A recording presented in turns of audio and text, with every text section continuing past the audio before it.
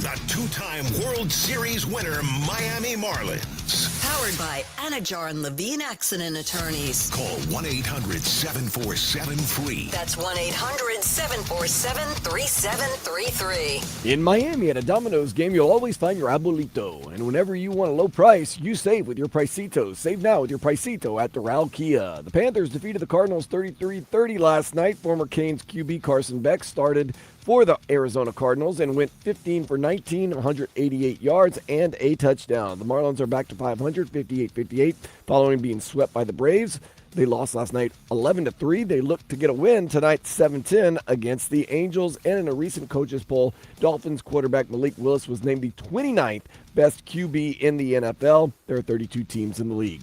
This weather report is brought to you by Tornado Roofing and Contracting. Have a leaky roof? Take action now. Get your free estimate 954-968-8155. Temperatures in the high 80s today. Not a lot of rain. I am Dan Day. It's time now for the Joe Rose Show here on 104.3 FM WQAM.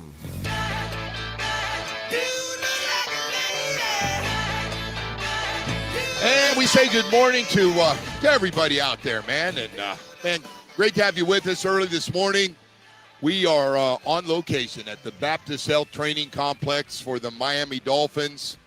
Our first live show out here with the Miami Hurricanes early in the week and here on a Friday. And now you really can't mess up a Friday being out here for a practice. Tomorrow, of course, keep you up on all the news, but tomorrow a little scrimmage out here, little partial practice scrimmage. So if you want, what are you calling it, a Saturday scrimmage-like practice, it's free. Starts at 9:30. We don't have a lot of them left. So, man, I tell everybody to come on out here tomorrow. A lot of former players, a big alumni day as well. So there'll be a lot of former players out here as well. And it should be a nice day. If you're planning on coming out and don't have plans, want to come out, we'd love to have you out here. As we got a lot of stuff to get to here this morning. I got to tell you, man, before we even get going on everything going on here, Woody with us out here, as well as All Day Dan Day, you just heard on the update. Carson Beck. My God. Hey, man, I'm rooting for the guy. When he got here from Georgia, Woody and I were just talking about this. Carson Beck got here. You would have thought he was one of the worst individuals and worst humans of all time. Georgia, they can say whatever they want. They badmouth that guy right out of town. And I get it. When somebody leaves or you ask them to leave, usually, and I've seen it on other teams, including this one, we badmouth everybody pretty good. And Georgia football's big up there, and they just absolutely crushed Carson Beck, right? Everything. Carson Beck, bad boyfriend, wasn't good, wasn't a great team guy, comes here. And in 1 year, gets this team, big part of it, getting this team to the national championship game. Gets his stock back up after not being around for for spring football, which was kind of disappointing. I think we're all a little concerned behind the scenes, especially in the media, like, that arm's still not ready to go. He gets himself ready to go between that time of spring football and the start of camp, goes out and has a really good year, gets drafted in the third round, and they've been raving about him. So last night he gets a start in the Hall of Fame game and goes 15 of 19, 188 yards and one touchdown. Now you're going, I didn't see the game, but so I went back and I wasn't awake for most of those throws. Through two takeoffs, threw a beautiful fade route to his tight end in the corner of the end zone. Absolutely beautiful. And Collingsworth was going, wow, this guy, he's got it. And he looked calm. He looked cool. The fade throws to the outside throw, maybe throw one that was deep a little bit earlier. This guy caught it and got banged pretty good by the safety coming over. But what a nice story, man, for the guy from the University of Miami, huh? How good was that? No, it's great, man. They've had back-to-back success stories now for quarterbacks, right? Cam Ward over in Tennessee now, and he might have a breakout year. And you got this guy, Joe, he got taken a lot earlier than I think a lot of people anticipated in the draft, certainly. Maybe, yeah. And I think a lot of it had to do with there were very few quarterbacks in the draft, right? Oh no, the guys kind of went back to school or whatever. Well, he got helped out. He definitely. And honestly, I thought the guy at Alabama got helped out too by so many of those guys going back to college. That quarterback class that was supposed to be so strong coming out, and 3 or 4 of them said, "I'm going to go back and make $7 or $8 million." Well, look at all the places we saw. We saw in Oklahoma. We saw in Oregon. We saw it in Texas. We saw it at Ole Miss through the legal system, and so Carson Beck, he comes out and gets off to a nice start last night. Hey, so we got a lot of stuff, but I owe you an apology. I hate this. This is a part that I'm not a big fan of. I ripped the Hall of Fame preseason football game. You'll be turned off after. It was, I'm going to say this, since I've been watching and they've been around, that might have been the best Hall of Fame preseason game of all time. Now listen to me. None of the big guys played. There were a lot of guys running around there. I didn't know any of the names in that first quarter. Very few names did I recognize. But I got to tell you, they put on a show. 33-30 the final. 48 first downs between them. 800 yards of offense. 1 turnover. And honestly, for a first preseason game, not that many penalties. It's just good football back, man. Well, it's really good. It's a good day, and I know this sounds stupid, but like people been waiting, and this is kind of the first game of football. It is of any level. High school's going to be starting up. College is going to be starting up here in a couple of weeks. But the game, that Hall of Fame game's the first one, and usually it's a crap show. I mean, it really is. You get past the hype of the Hall of Famers and the ones that came from both teams. That's how they, if you didn't notice, they both had a Hall of Fame player from both teams that played in that game last night. And it can be ugly. It can be one of those, oh, my God, stop calling penalties. Can we just finish this thing? And there's 7 or 8 turnovers. And last night could have been, the over, by the way, could have been the best Hall of Fame football game. If you're just watching football and you wanted to see throw and catch and some offense and some guys make plays, and the quarterback play was – actually, all the guys played pretty well in that game last night, and good for them, man. Great start. I'm guessing the commissioner, who the big events are coming up now, the Hall of Fame and the introduction to the Hall of Fame, and the group gets up there, and a lot of all the Hall of Famers are up there. It's a nice couple days. If you haven't been, you ought to go. If you got a favorite player from one of your teams, you get a chance to go at some point in life, either with your whole family or want to go up there by yourself. It's fun.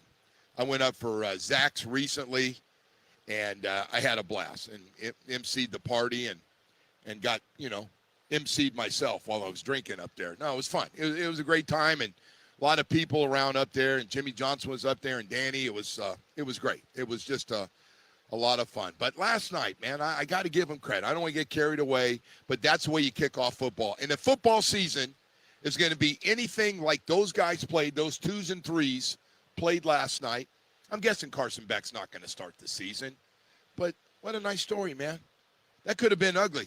Now, the protection was pretty good, but he slid around, and he ran for a first down. Ran up the middle, got a first down. So good stuff last night. Good stuff for Canes fans watching Carson Beck. And I think a lot of people kind of started to really, after his reputation, honestly, was so bad when he got here, right? Then he got into the whole thing about cheating on his high-profile girlfriend and the whole deal with the basketball. The basketball, yeah. One of the were they twins or sisters or whatever the hell they were? Same thing, yeah. Yeah. No, I said twins or just sisters. I didn't mean like. I know they're sisters. Is there a year apart or are they twins? No, they're twins. Yeah, oh, okay. That's what I meant. All right. Cavender twins. There you go. All right. I forgot about that. You're right. I think they got pretty famous since the breakup. No. She we say whatever we watch. I know he takes all the heat because it's always the guy takes the heat. But meanwhile, she's trying to get followers out of this whole thing and everything. Remember, he got they live up cars. In Fort. He got the car stolen or something, right? Yeah. Oh, no, he's been through it all, man. He's had cars stolen, and which, by the way, had nothing to do with him, that somebody came in the house and friggin' stole the damn nice car. Oh, that's the other thing. They used to have his nickname. What was his nickname? They used to say his name. All the national guys took shots at him, and the way they would do it is they would call him, like, whatever, a fancy car he had, they put that in front of his name. Oh, a $300,000, whatever. Yeah, it was a nice car. It was nice. But when you're making $4 million, you can have really nice cars. All the quarterbacks can around the country right now. Hey, so anyway, besides all that, Braves beat up on the Marlins last night, man. There's no other way to say it. 11-3 the final. Crazy play in the outfield, by the way. Two guys going for it. Woody, I don't know if you had a chance to see that. Left center, Ruiz and Hernandez. I got it. You got it. Both gloves kind of connect together, and the ball bounces straight up in the air and over the fence for a home run for Ronald Acuna. He thought he was out, man. It wasn't even close to being a home run, and the thing bounces straight up and right over the fence. Not that it mattered. Again, had a lot of Little League kind of things happen in this series here, huh? Yeah, man. By the way, I got to tell you, I talked to Jamie about that play a couple days ago. Marcy getting thrown out at third. Mm-hmm. He thought, now I'm not trying to get everybody mad. Jamie thought it was a good, aggressive play that you have to do. He understood getting runners in second and third. He thought it was worth it. Marcy's a great base runner. You get him over there. The guy from first goes to second. Mm-hmm. And now a hit by Sanoja, and you got a tie ball game. And I'm still not buying it after he tried to explain his side of it. So. Yeah, I still hey, think Jamie, I'm still not buying it at 6:12 in the morning. But anyway, okay. Hey, listen, they're back home. They're 58-58, and they got to start getting some wins here. They got the Angels in town starting tonight. Then they have a day off and start a 3-game series with the Pirates Tuesday, Wednesday, and Thursday. I told you I spent a lot of time with the Pirates, right, when I was a bit older. Yes, you did. I did. Your cousin, right? My cousin was a first-round pick and went up there and hung out with them and got to know those guys pretty well. It was fun. That was fun off season, minus too much partying. It was good. I don't know if that was good or not. Hey, we've got a lot of stuff going on around here to get to. We're going to get into a lot of yesterday's practice. We're going to be looking ahead to next week. We're going to get you caught up on the injury bug. And we do have some guys. It doesn't look like anything serious so far. Not like the 49ers, by the way. 49ers got 20 guys. Did you see that number? Mm-hmm. The 49ers finished practice Wednesday. They had 20 guys out. Is that electrical thing that's going on over there? Is that what they keep saying? Mike Florio's going to join us in the 9 o'clock hour from Pro Football. Because that team gets hit with more injuries than any team I've ever seen. I got to tell you something. If it is or not, I guess they're like checking it to see if there's something to it.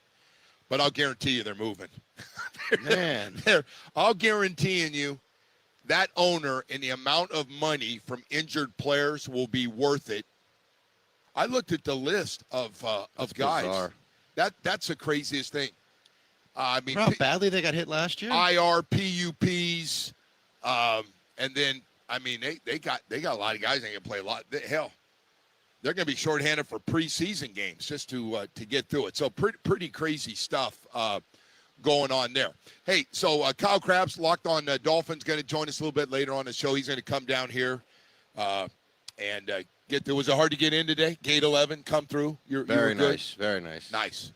Yeah, good people. That's fine. Hey, a lot of these people we travel and I see and spend a lot of time with during the year, so it's great to see all the younger people and out here getting everything set up at this field. By the way, if they ever, if there's one thing you could get out here, I'd take part of this grass and put it in my front and backyard. Because this grass is... It's an enormous facility. If you haven't been out here, it's really very impressive. We were, it's funny, we were talking about the Hurricanes and how nice that indoor facility is. Yeah, well... No, I mean, it's spectacular. Yeah. And then you look at... There's an NFL team, though. So. No, but truly, like when Mr. Ross put this together, there's no question in my mind. He went out and said, I want the nicest one. Yeah. And with it, not only structure-wise, I want it to be the nicest facility, but on top of that, he wanted to be the best food. And there's going to be no excuses, whether it was a player coming in as a free agent, hey, we want to show you where we are. hey, I want to show you our 5-star cooks. We want to show you where you'll be working out, your locker. I mean, the whole thing is now we just got to get it rolling with Coach Half and the gang. We do have a lot of stuff, and I want to let everybody know again, if you're just getting up and you're like, oh yeah, it's kind of wonder, because Dolphins going to hit. They're going to be out of town early next week. So tomorrow's a big one, man. If you want to come, I'd really recommend Saturday to come out here with the kids, whatever, and they're going to get after it pretty good tomorrow. So, and then they're off, and then before you know it, we'll jumping on a plane to have a practice with the Commanders, Friday night preseason game. And that's going to be a good one, by the way, that preseason game. That's going to be a lot of fun. See where this thing is at. Yeah, no, that's a good point. Right. I mean, you only see so much watching, 90 minutes of practice or whatever. But right. You see a game. I'm guessing everyone's going to play a significant amount. A lot of guys. Well, yeah, you're young guys. Yeah, and I started to say young guys. I realized the whole team's young. Yeah. But you know what, Woody? To your point, you're going to be tackling for the first time, and I wonder. And I always the joke has always been, when people rip the tackling, well, these are the best tacklers in the world. Mm-hmm. These guys been tackling, like guys on defense been tackling since they're little guys playing, tackle football at age 9 back here, or 7 or 8. They've been playing a long time. But you're wondering what it's going to look like from that standpoint. You get to see a little bit of, you're going to see a lot of the draft class. And they're going to get after it pretty good. So I'm really curious, and the work, and I have no idea. But you're looking to see who's going to make plays and who kind of stands out, and you'll be able to kind of get a fit. Before we go to break, I just got to say about one guy, and every so often you just get a guy that kind of gets lost from time to time in things, and we talk a lot about our young draft classes, and we should. But Willie Gay, that man, Willie Gay, always makes a play. You rhymed that beautifully. Willie Gay always makes a play. I don't know Willie. I walk by him, but I don't know Willie. But I know that Willie Gay, whether it's special teams, practice, you put him in a game in the fourth quarter, you let him play out here, the man always makes a play. And they got a whole bunch of linebackers. They got a bunch of young linebackers. They got some veteran linebackers. They got high draft pick linebackers. Willie Gay, he must stay. And Another rhyme. And he must play. Man, I got to tell you. No, there's a guy comes back, and everybody's on, Willie, well, what'd you come back for, man? I'm going to play here. I'm going to play. And just full of energy. It's like, you grow up and you play with one of those guys on your high school football team. He's that guy. Jumps up and down, and like every day is like you're on vacation. Like, I can't believe this. It's great. It's friggin' great, bro. I'm having a great time. Hey, let's start the morning with Baptist Health, South Florida. What a great sports medicine program. Boy, I'll tell you what, for everybody, and I get asked this almost every day, where do the pros go when they get injured? I go, well, enter Miami, the Heat, the Panthers, and the Miami Dolphins, FIU, FAU, a lot of sporting events at Hard Rock Stadium. They all use the doctors at Baptist Health. It really is one of the top sports medicine programs in the country. It starts with great team doctors for me, and it goes to great specialists that for every part of the body. Those days in the 80s of one doctor fix all, they're done. We got specialists for the knee, a team of great knee doctors, shoulder, foot and ankle, hand, back, hip and knee replacement, Achilles. We are talking about all-star lineup of doctors, not only seeing high school, college, and professional athletes, but all of us. 3 great facilities, including the one we're looking at right now. The pineapple's alive and well. I'm saluting the pineapple right now as I look at it at Baptist Health, man, because we got a beautiful facility right next to Miami Dolphins practice facility here, 595 in Pine Island in Plantation. One go every day for everybody, and that's getting you healthy. Visit baptisthealth.net/ortho today. 560 WQ.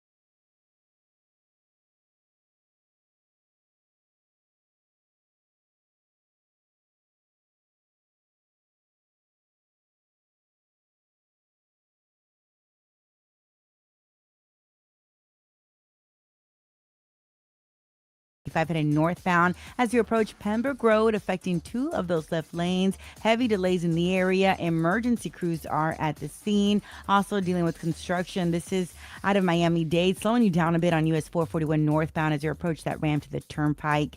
That's traffic. I'm Amelia Escobar on FM 104.3, and you can listen to WQAM on the Odyssey, iHeartRadio, and TuneIn app. Everyday staples, now at lower prices. Always top quality. Wild Fork Meat and Seafood Market. Time's running out. Wild Fork's Chimichurri collection is in its final days. So shop now for bold, fresh flavors before they're gone. Plus, save money on everyday favorites like USDA Choice New York strip steaks. Just $9.98 per pound. Hurry into Wild Fork today. We've made it easy to find us. Listen to WQAM on FM 104.3 or on the Odyssey, iHeartRadio, or TuneIn apps. Wow, that was so easy. All of our shows are there live or on demand. Plus, there's the cool rewind feature where you can listen to any part of any show you might have missed. Anytime. Ain't no sunshine when she's gone.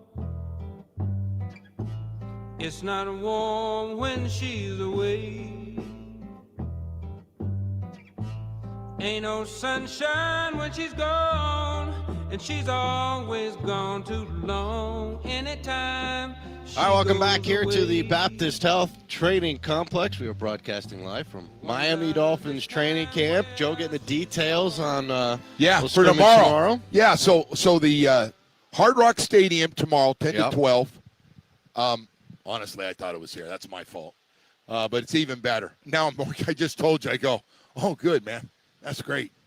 I love it over there. And I think guys will be jacked up to get over there and should be a lot of fans, you would think, right? Be excited to get football back. Well, listen, it's free, and it's 10 to 12 if you want to go out and get. And I think they're going to go. They're going to go at it pretty good. I think it's going to be a little scrimmage / practice combination, if you know what I mean.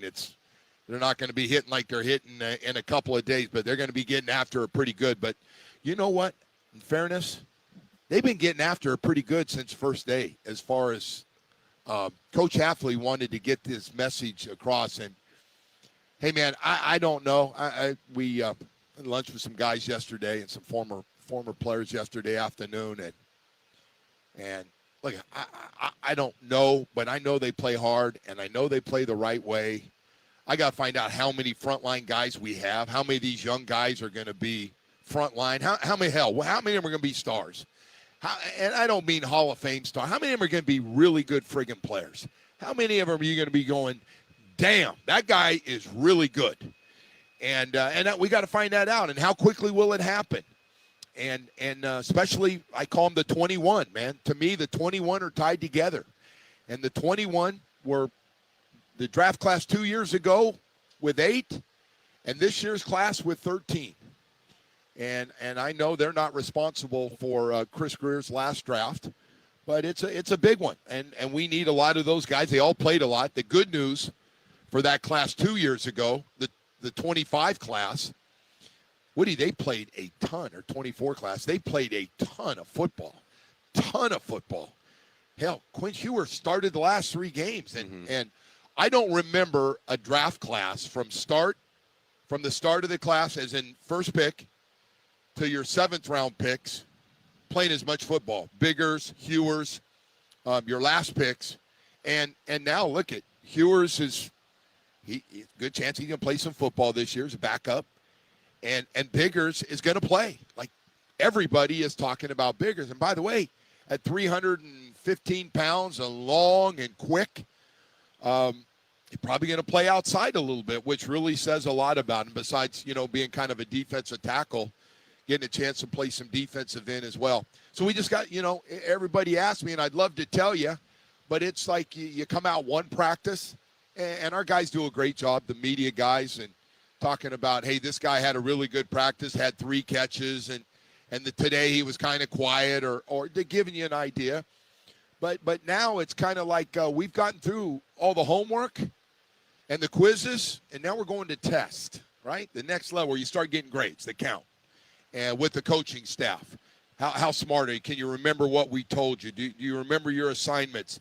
And then going out there and playing 100 miles an hour and making plays where the coach says, that guy's got to play.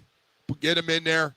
And I have noticed the last couple of days, And Kyle Krabs really does a great job. He's going to join us a little bit later on.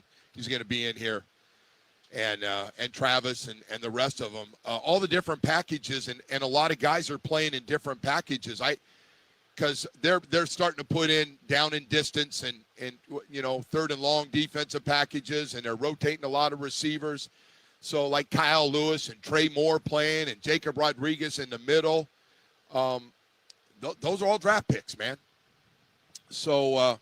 Now we got a lot of guys banged up. That's the bad news. You're going to get guys. The guy's going to miss practice. Nobody's going through 5 or 6 weeks of camp and not having guys out. You just hope it's not IR bad or out for the season bad. You hope it's guys that are nicked up day to day and be able to come back. And so that kind of looks what the list looks like right now. It doesn't look like a lot of guys going to be out a long time, but there are a lot of guys. Dante Trader's nicked up. Lonnie Anderson's missed some practice. Kevin Coleman snuck in there on us. Sawyer's been out. Austin Jackson is still day-to-day, did not practice yesterday. I don't know if we're supposed to be doing this or not, but what the hell. And we're waiting on Jamari Sawyer, still out. And listen, Jamari Sawyer, honestly, and Austin Jackson, to me, it's like your 5th and 6th offensive lineman, 5th as in starter, and 6th is, Jamari Sawyer did a nice job last year, including against the Dolphins. He can play inside, he can play guard, he can play tackle. And the Clippers did it with him last year. And so he's kind of a key piece to get back and get rolling in there again. Greg Dulcich was back, even though he's got a red jersey. It's good to see him running around a little bit. I don't know how long he's going to have the red jersey on. But I just want, give you an update on there are guys, but none of those look to be real serious so far. Especially when I still see guys out there, and some even have their uniforms on while they're out there as well. So, and we're going to hit a lot more of this stuff. And again, tomorrow, if you want to see it for yourself, and it's at Hard Rock Stadium, which is even better. I love it out here too, but being at Hard Rock Stadium and a lot of those guys are going to be on that field for the first time. And so I'm guessing they'll get after it. But if you want to get out there, it's free to come on out and check it out a little bit for the guys who are going to be going. And you're going to see it, man. Grab a roster while you're getting out there, and you're going to see a lot of draft picks, and a lot of guys we just got with some of the guys that have been around here. And they're mixing and matching guys right now a lot in this thing. But more importantly than anything, I'm dying for everybody to get out there and see Malik Willis besides the diehards. And we had a great crowd this last weekend. There had to be 5,000 fans out here and Malik Willis put on a show. He did not disappoint that day. Big arm, and we haven't seen him run, but does a lot of things. And, hey, he's the most important thing right now. He is the quarterback. And he's going to have to, when things break down and pass protection's not good or somebody doesn't get open, Malik's job is going to be, and he's very athletic, is to either run around and buy time for guys to get open or take off and run and those type of things. And that's something he can do, honestly. And he's just got an unbelievable arm. I can watch him throw it all day. And it drives me nuts when people say he's had a bad camp or he's been up and down. Look at, man, when you consider everything, I just don't know how anybody that's here. I get national guys do it, but they're getting it from somebody here when they write it, and I'm like, I don't get it, man. Has he been incomplete passes? Sure. Has he thrown some picks? Sure. But you look, and if you're watching early on, guys are having trouble getting open. The offensive line, you're without your right tackle. Malik Willis has done some really good stuff. And he's made some throws out here. And I'm trying to be able to just stay here and not go back. He can make throws that the other guy that we just had could not make. Now, I'm not saying he's as accurate. Well, that's a good thing because that guy couldn't make a lot of throws. Well, what I'm saying is the guy is anticipating. I know what you're saying. So Tua's anticipation accuracy a lot of people said is top 2 or 3 in the league, where he throws to a spot and the guys are there and they're going, wow, he threw it early. Well, he had to throw it early. He has to throw it early because this guy's got a different arm. And it just allows you, especially when we get the cold weather and the wind's blowing a little bit and you're not indoors. And listen, man, we're going up for 3 games that get windy and ugly. in the Northeast. But how many times we talked about it last year? How many quarterbacks are successful that can't move? That day and age seems like it's over, man. I mean, you got like your Jared Goffs of the world, I guess, who don't really run very well. You got the MVP. You got the MVP to be Matt fair. Stafford's not a slouch though back there. I mean, he can move a little bit, but look, I don't want this to turn into that. I was just trying to. You do need to be mobile and extend plays. All I'm trying to do is tell you that Malik Willis has done some things out here where I've just said, wow. He went back, and I've been talking. I talked to you when I came back the first day. I said, dude was going backwards and threw a ball to Tutu Atwell, about 40 yards. I think the Dolphins put the throw up for Travis's stuff. And so our guys were kind of, well, I don't know if he would have got rid of it, or I don't know if he would have tried to throw. Of course he could try to throw it because he's got an arm to throw it, and it's either going to go out of bounds or your guy's going to catch it. It's a safe throw.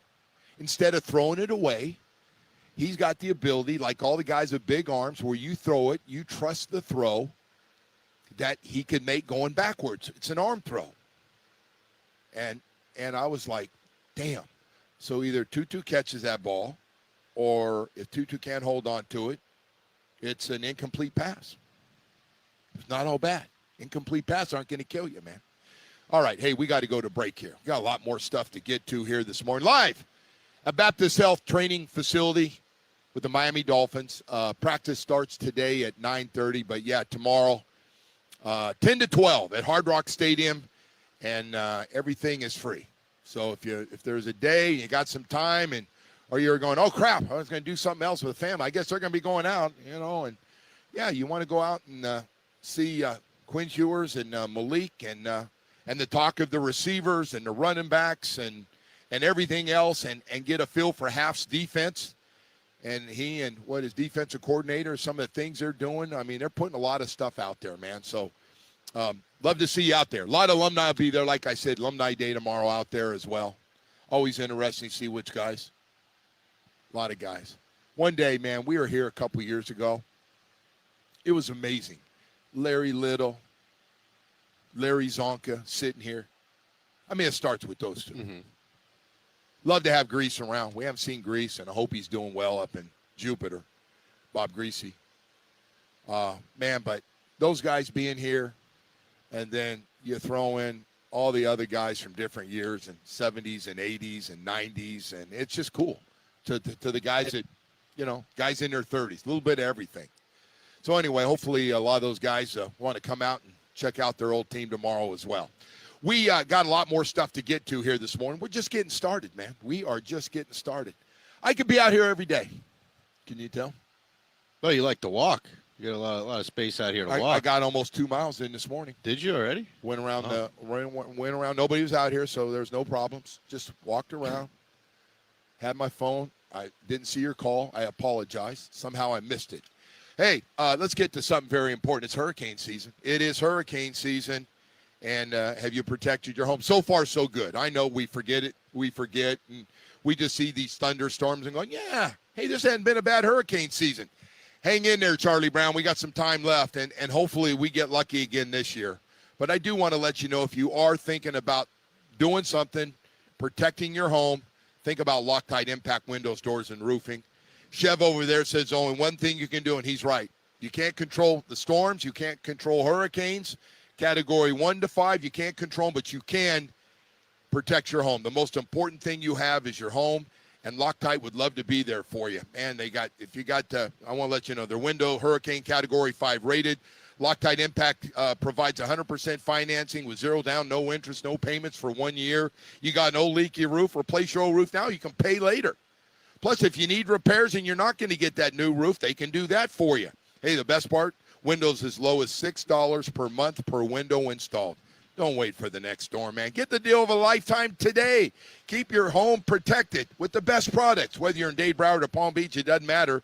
Loctite Impact is ready to take really good care of you. 954-500-LOCK. 954-500-LOCK. They got a great staff working for you and to answer all your questions and get this process started.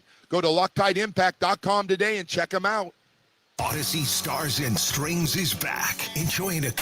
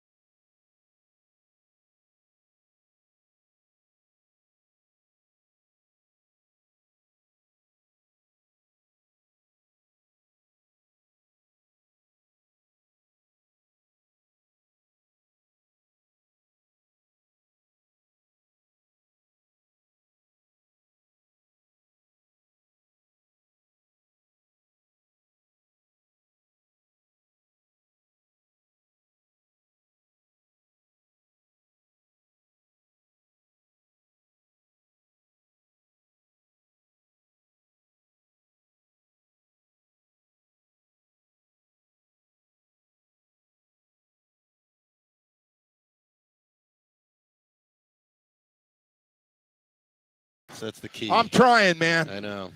I'm trying. You got tennis partners. I and would writers I would love to just dropping like flies. My tennis partners and the riders up there.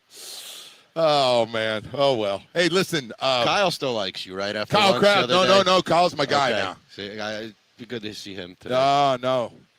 Hey, I take him to Cracker Barrel with me, man. No, he'd be a tough guy to upset, though. I think. I don't know. You'd have to. So you know what's funny? Everybody sees things. Omar and I talk about this all the time. We see things differently. Yes. No, we come out. We watch the same practice. And then people listen right now have favorite writers that they like or don't like, according to what you say. Because sometimes what happens. Fans like somebody, and I'll blast them.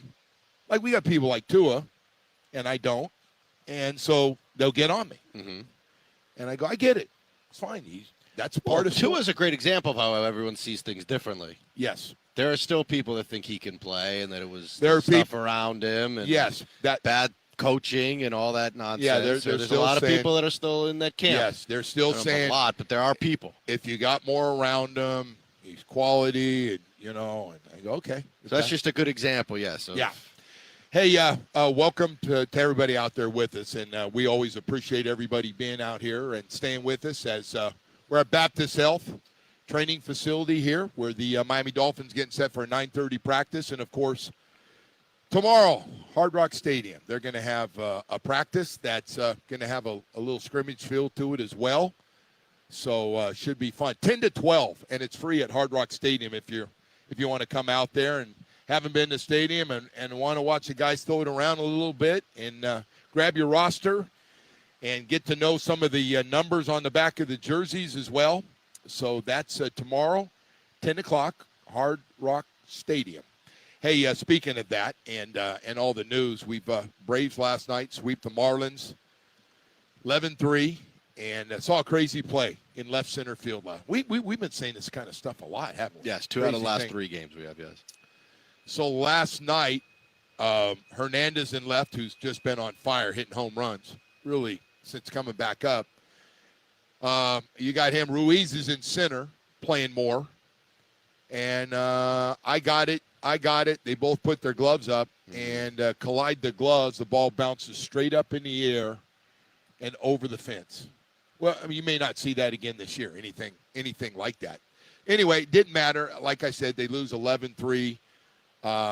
Ronald Acuna with 2 home runs in the game. 58-58 now, the Marlins on the season. This is about what we thought would be a successful season, right? Yeah, no, it was till now they got. It's unfortunate because they were 10 games over 500. It's unfortunate, but yeah.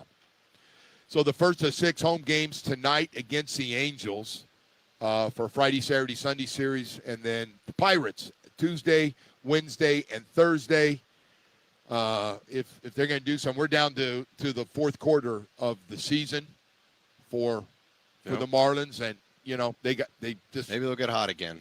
I tell you what, this team's got they can lose 12 straight, win 6 out of 7, and then get swept and now come back home and this thing, they can go either way. So anyway, so I got a 6-game homestand if you want to get out there as well. For some games this weekend. Of course, we've got the top, so you don't have to worry about weather. That's never a problem out there. We do have some other news to get to here this morning. And I think the one thing when you're watching camps right now, you're watching the injury bug. And we get after it pretty good. And I was like, okay, Coach Affley's they're pretty good tempo on 11-on-11 and hey, guys are competing every day. There's jobs open more than any other camp I've been to here. Guys are going to be playing in certain packages, and different guys are going to play. And I just getting a feel that a lot of this draft class is going to play a lot of football. And I don't mean on special teams. I mean on offense and defense and different packages. And we're already starting to see it out here. So because of that, I don't know how good we're going to be. I don't. And people, first thing everybody asks, and I'm guessing you get it too, Woody, hey, how good do you think Dolphins will be? Well, and they're writing articles, 1 win, 2 wins, 3 wins, 4 wins. I felt less sure about how this thing's going to look? Well, I mean, I got an idea, but yeah, but wins and losses good. Like, do you have any? Like, I just have no feeling for how good they're going to be against another NFL competition yet. Well, here's the situation. The situation is, in certain cities right now, they know they've got frontline guys or superstars at certain positions. Okay. We just had that too. We knew last year Achane was really good. We knew Waddle was going to be good. You have a pretty good idea that Tyreek was going to have a big year till he got hurt. You had a pretty good idea about all that stuff, that it was going to be good. And we have questions because a lot of what we're waiting to see if they're good or not is going to be about the development of our draft classes. It is. And maybe, I don't know, maybe a free agent, maybe a veteran free agent you sign, but mostly everything is going to be how quickly and are we going to have any stars? No, I don't mean stars as in all pro players. Yeah, no, I know what you mean. But really good players to match. Hey, I'll give you a good example. We need more Zach Sealers. We need more Jordan Brooks. We need more Patrick Pauls. We need more Achanes. If we can get more of those guys, and I don't know how many more we have right now. We got 4 or 5 guys who got new contracts. Brewer is a frontline, really, really good center. If not, best center, one of the 2 or 3 best centers in football. We just got to get more of those guys. Do we have more good defensive linemen? Do we have more good offensive linemen? Do we have skilled players? Do we have enough? And we're going to find out because they're coaching them up. And do we have pass rushers? How good? Chop's off to a great start. Chop Robinson's off to a great start. Can Chop have, for me, can Chop have 8 or 9 sacks this year? I didn't say 10. 10 would be great. You get double digit, people look at you differently. So can he make that jump? He's got 10 in the last 2 years, 6 1 year, 4 the other. Can he take the next step? And do we have somebody on the other side that can get 5 or 6 sacks? That would be a good year too. And then the secondary. Are we guys going to get interceptions? I mean, that's what it's about. They talk about it. It's about takeaways, man. Defensively, this game is about getting takeaways. Obviously, you want a top run defense and a top pass defense. You'd love to be good at that, and it all's connected together. But you want takeaways, man. You know, we always talk 3 or 4 takeaways, and you win the game. So whether it's stripping the ball or big hit on somebody or ripping it out or just making a nice interception where the ball's up in the air or a guy overthrows them or guy, goes through his hands. We got to get more of those. And do we have those guys who can make those plays? I don't know. That's where the young guys, a lot of these guys have done it in their colleges. Can you do it at this level? I like how you break it down, though, because I'm guessing the USA Today guy who came up with 1 in 16 didn't go through it like that. No, I don't know where they come up. Like, I guess they just No. I understand. No players I recognize. Yeah. They look at the roster. I don't know any of these guys. So, everybody tells me, I'm going to go through this real quick. I was going to do it in the 7 o'clock hour. All right, so you got want to hold off on it? Yeah, we got it. Let me just teach you. So you got Achane. So you got Achane, but anyway, I'm going to leave you with that one. Okay. That's fair because you're trying to keep me on timeout here, and I really, really respect that. I do. I respect that. Hey, I'll tell you who else. Michael Kotze at Choice Mortgage. I just want to let you know before we get to the weekend, man, you need cash to pay off taxes, liens, judgments, IRS, high interest rates, second mortgages, credit card debt. Call Michael Kotze at Choice Mortgage. Call or text him 561-441-2730, man. If you own a commercial or residential property with equity, call Michael right now and he can help you. He's been helping Floridians for over 30 years. You need that money. He gets you approved half the time in the big banks. That's part of it. It's just great service 7 days a week is what it's all about. If you're looking to buy a home today, he'll get you pre-approved with little money down. Now's the time to lock in before interest rates go even higher than they are. Call him on his cell phone or text him 561-441-2730.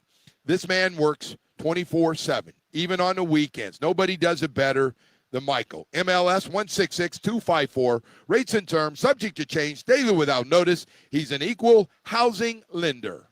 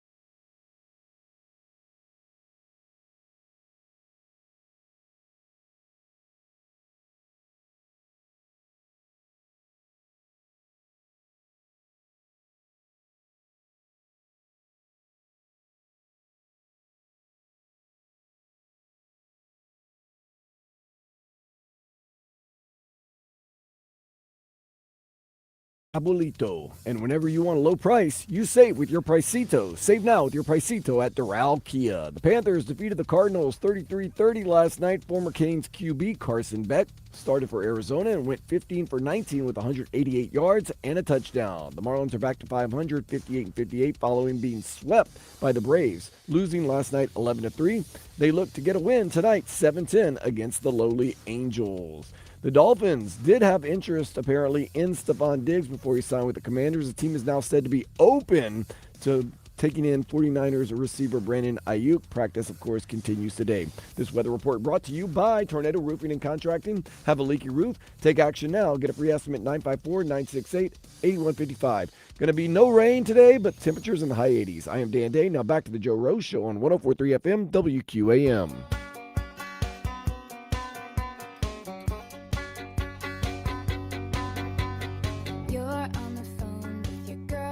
She's upset, she's going off about something that you said. She doesn't get your humor like I do.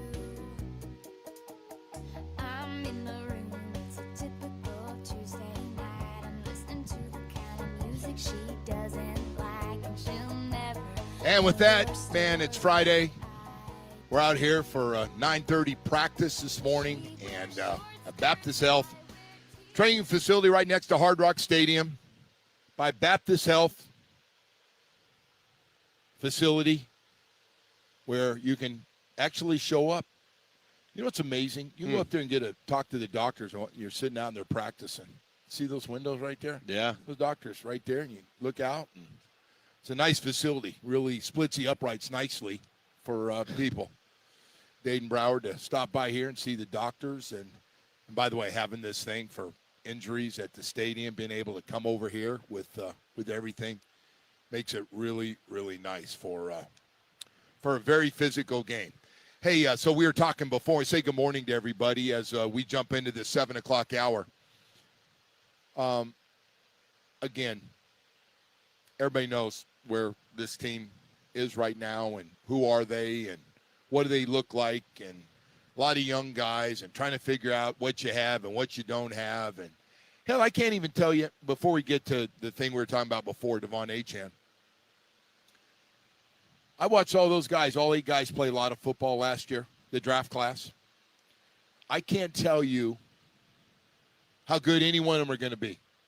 I don't know how many guys are going to be 7, 8, 9-year starters.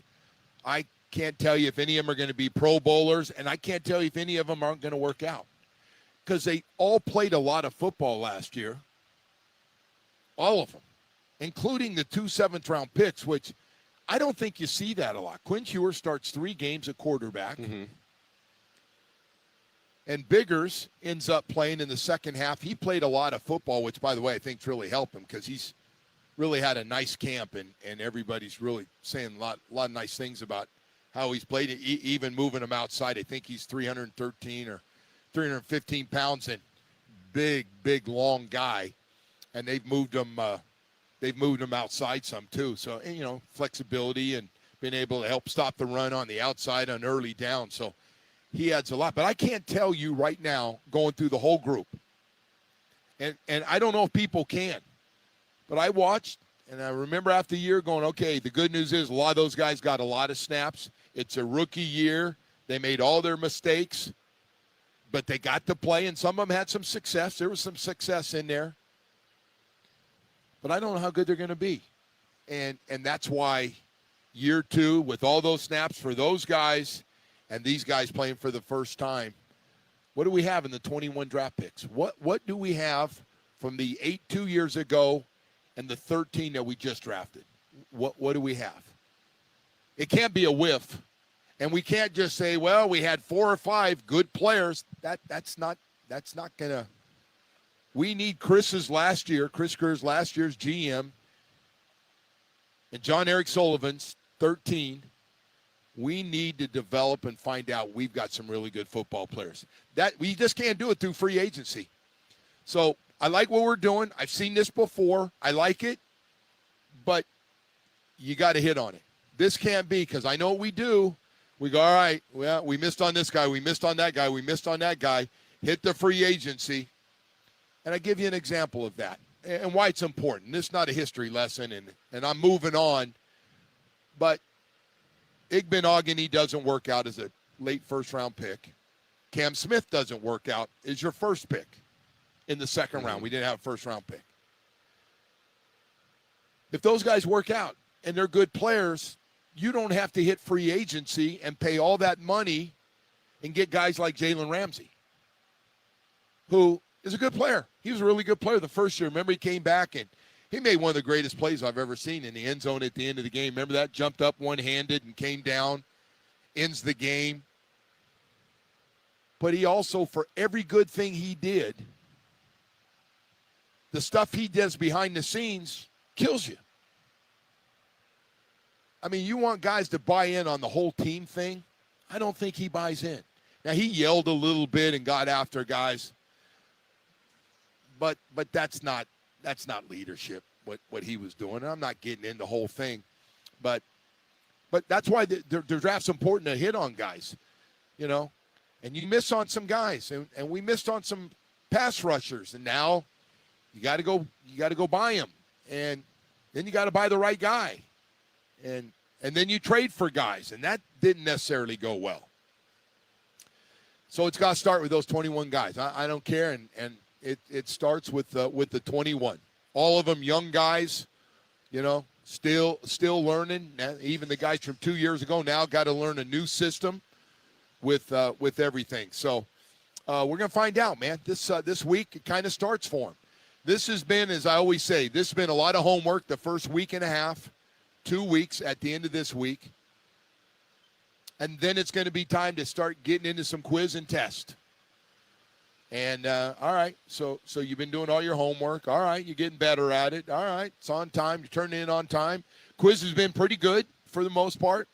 Now you got to take a test. And the Commanders practice. And they're going to be doing the same thing with us. And we go from there. Getting back to the Achane thing. So you know I get all the time? Yeah, man, I'm not sure what they sign Achane. It's great, and he is one of the best running backs in football as a receiver and as a guy that runs the ball. Did great. Had almost 2,000 yards last year. But they're going to key on him.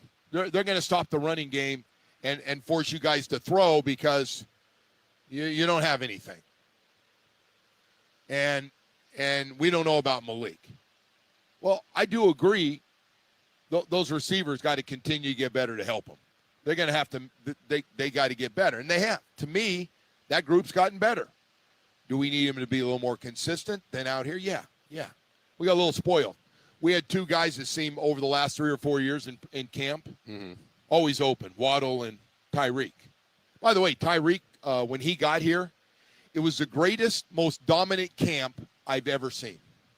In all the years and all the players, where you have one guy that just going, Tyreek was running around this field like he was wide open. I've never, and he played hard. Remember, he just got here. He was jacked up, and whether it was another team coming in, he was running by the world and catching it and doing flips. And by the way, coming over here in front of the fans and doing flips. I mean, I was just like, it was great. People remember if they were out here and say, oh, my God, he did. It was he telling guys I'm going to run by you and running by him.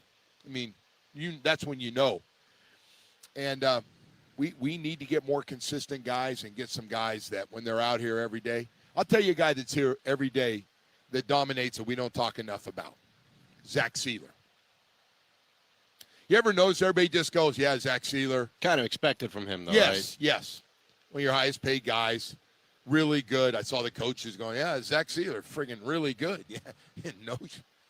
You know, with Achane, they're going to have to find creative ways to use him, and that's where Mike, I think, did a good job. Totally agree. Mike is a great play caller and found ways to get that guy the ball.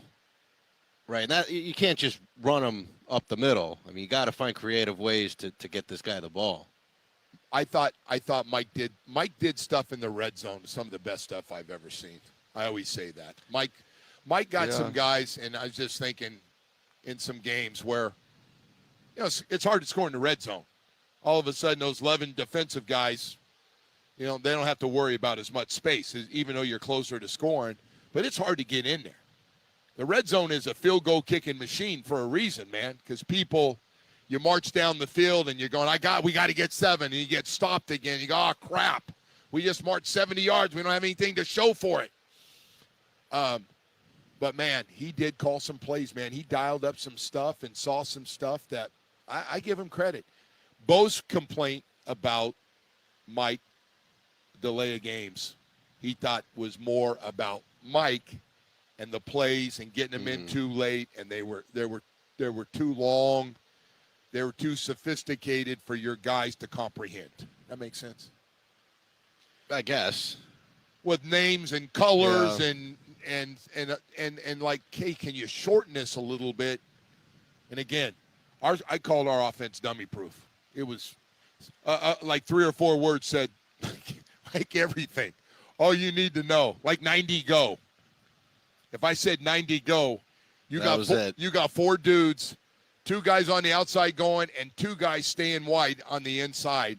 And then obviously you got to have a guy, because you're dividing the field up, and you still got guys in the secondary, and he's throwing fastballs 25, 30 yards down the field on a rope, hitting you in the head. So, I mean, I know, to be fair, you can't just, do all that stuff. That's not going to happen. Anyway, we're going to have a lot of stuff coming up here. Kyle Krabs is going to join us. He's going to be coming out here, Locked on Dolphins, and been down here for a week and does a really nice job. And I'm really happy for him because that thing has really exploded with the work he does and breaking his stuff down. I mean, he breaks it down. If you're a hardcore fan, he gets after. He writes notes and things that he sees and likes and the whole thing. He does it like he's up there on the second floor working with the team right now, kind of stuff. So anyway, yeah, the big thing has been Devon Achane, and people are going to key on him, which they're probably right. Mm-hmm. Like, all right, we got Dolphins coming up. Raiders going, we can't let Devon Achane go for 130 yards and 45 yards of receptions. He can't swing pass out. But, Mike's not here anymore. And Mike did. Listen, Mike would swing past him behind the line of scrimmage or get him in motion and have him turn and throw the ball out there with 2 blockers out in front and the center pulling and getting out there. And we had some big plays on him. We did. He made a lot of guys miss. So I am curious to see how you free up Devon Achane. I know the first thing you need to do is make sure your right tackle is ready to go in that first game, Austin Jackson. That'd be a good way to start on this whole thing. Hey, babe, by the way, did you realize Stephon Diggs? I didn't know this till recently. Stephon Diggs signed with the Commanders. I knew that. But I did not know. Everybody's reporting the Dolphins were interested in him. That's what they're saying. I think, Omar was interested in him? No, he liked him. Yeah. But listen. I don't know, man. So his experience would have been good for this team. Yeah. I just worry about when he has not been a happy camper in a couple places. Like, you're not getting me the ball, and last thing I want after I lose a game is that guy pouting and now getting in front of the mic and either not talking, making it clear he's pissed off, or saying something that he's pissed off. This team can't have that right now. I'd rather have a bunch of guys running around here and running through the windows trying to make plays for you and go with guys that don't I think have that's experience. The kind of guy you add if you think you're close. Yes. Right? So the Commanders need another guy. I get it.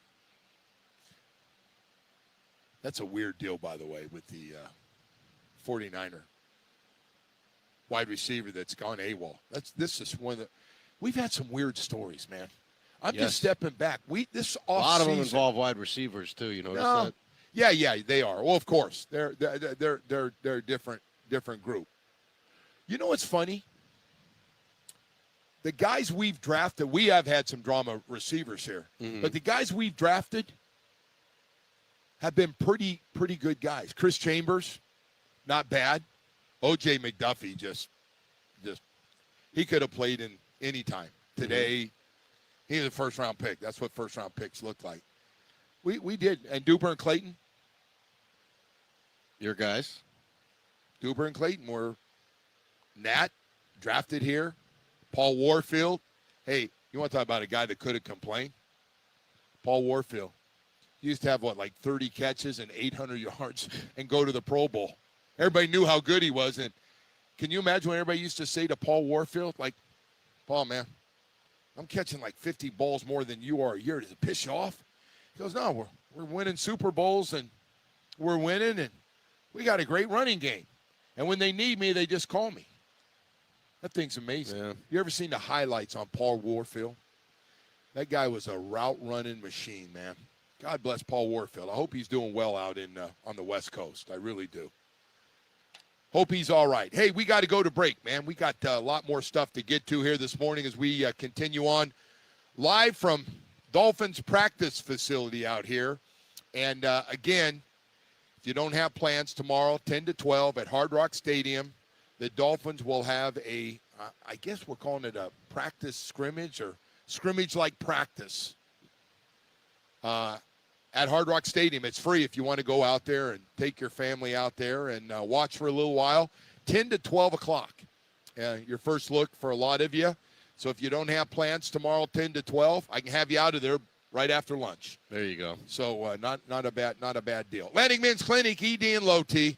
Hate to talk about doing something with the kids, and now I'm talking about Low T and ED. But hey, man, for a lot of guys out there, it's going to happen. It's going to happen to everybody, actually.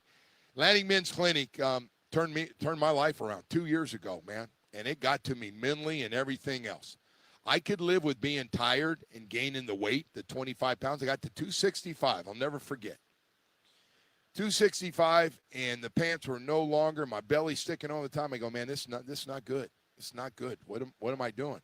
I realized I hadn't been active, and it's all part of Low T, man.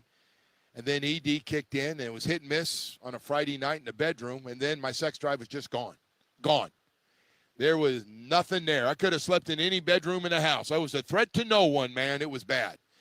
Finally went to Atlantic Men's Clinic. I did. I sat down, and by the way, did not want to go to the appointment. Almost bagged it. Boy, am I glad I ended up going, because I went in, got the PSA test. I sat down.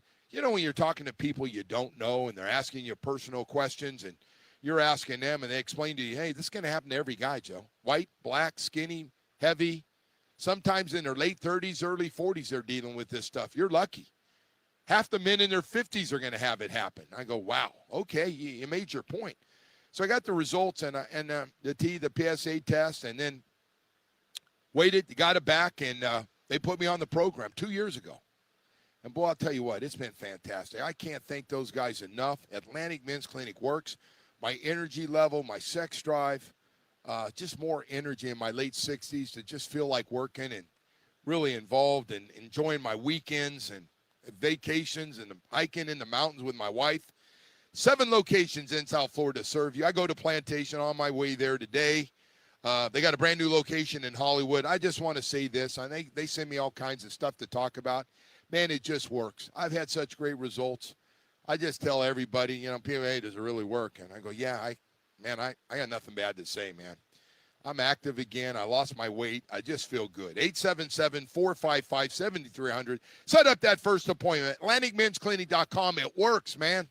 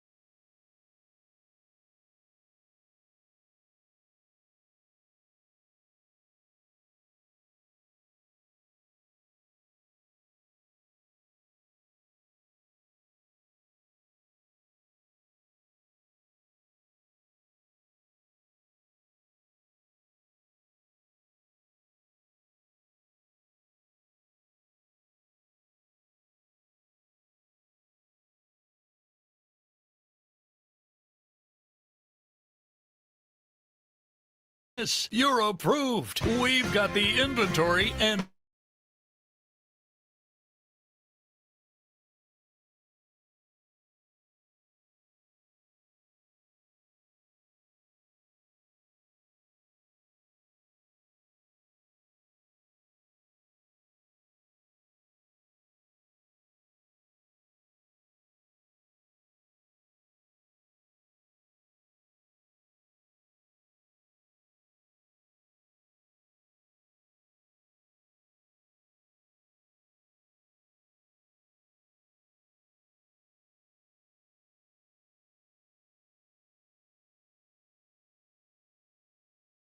This one's sitting along the on-ramp left lane and out of Broward County. Delays I-95 northbound from Hallandale Beach Boulevard to Pembroke Road. That's traffic. I'm Alia Escobar on FM 104.3, and you can listen to WQAM on the Odyssey, iHeartRadio, and TuneIn app. Cool ways to listen to us. Okay, I'd like to hear them then. On FM 104.3 or on the Odyssey, iHeartRadio, or TuneIn apps. Same great shows, same great games. Plus, you can use the rewind feature and listen to anything you missed. Go for it. Hey, welcome back, and good morning to everybody live at Dolphins Training Camp. Woody's out here with us all day, Dan Day. You're here doing the updates back here. Oscar doing an unbelievable job as an engineer. One of the best engineers we've ever had. Absolutely. Never complains, has not complained once, unlike the last guy, Steph, who complained about everything. And he's been great. You can't give a comment without taking a shot. That was for Steph. He knows I'm joking. Oh, yeah? Okay. Oscar's cracking up. I just wanted to get a laugh. You were doing something so nice. You were saying something nice, but everything's got to come with a caveat with Oscar, you. what did I say to Oscar when he got here? Go, bro, thank you, man. You kicked ass at UM. And I appreciate it, man. Everything's working. You're here and stuff. But Steph did come out and get us all set up a couple of days ago, which we appreciate it. And we'll be again here on Monday going live. And, of course, Hard Rock. I'm seeing now I'm back up focused again. Hard Rock Stadium tomorrow, 10 to 12. Dolphins, a little practice scrimmage. And we got the Marlins back home for first of 6 games. Got swept. Got the brooms put to them yesterday. Got swept right out of Atlanta.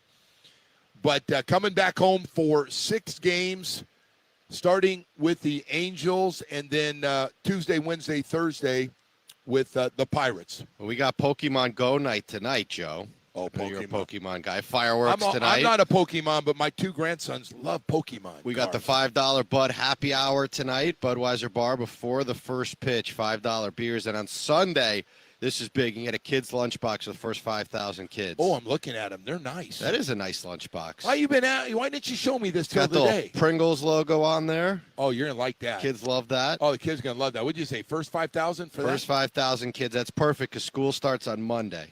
School starts already? Yeah, school starts on Monday. Boy, when you don't have kids in school anymore, man, time flies. Yeah, I wouldn't expect you to have the school calendar. But, yeah, you got alumni selfies as well.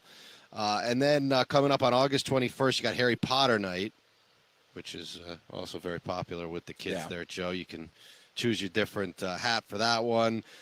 We got the Legends Pin Series coming up on August 22nd with Luis Castillo. Love Louis.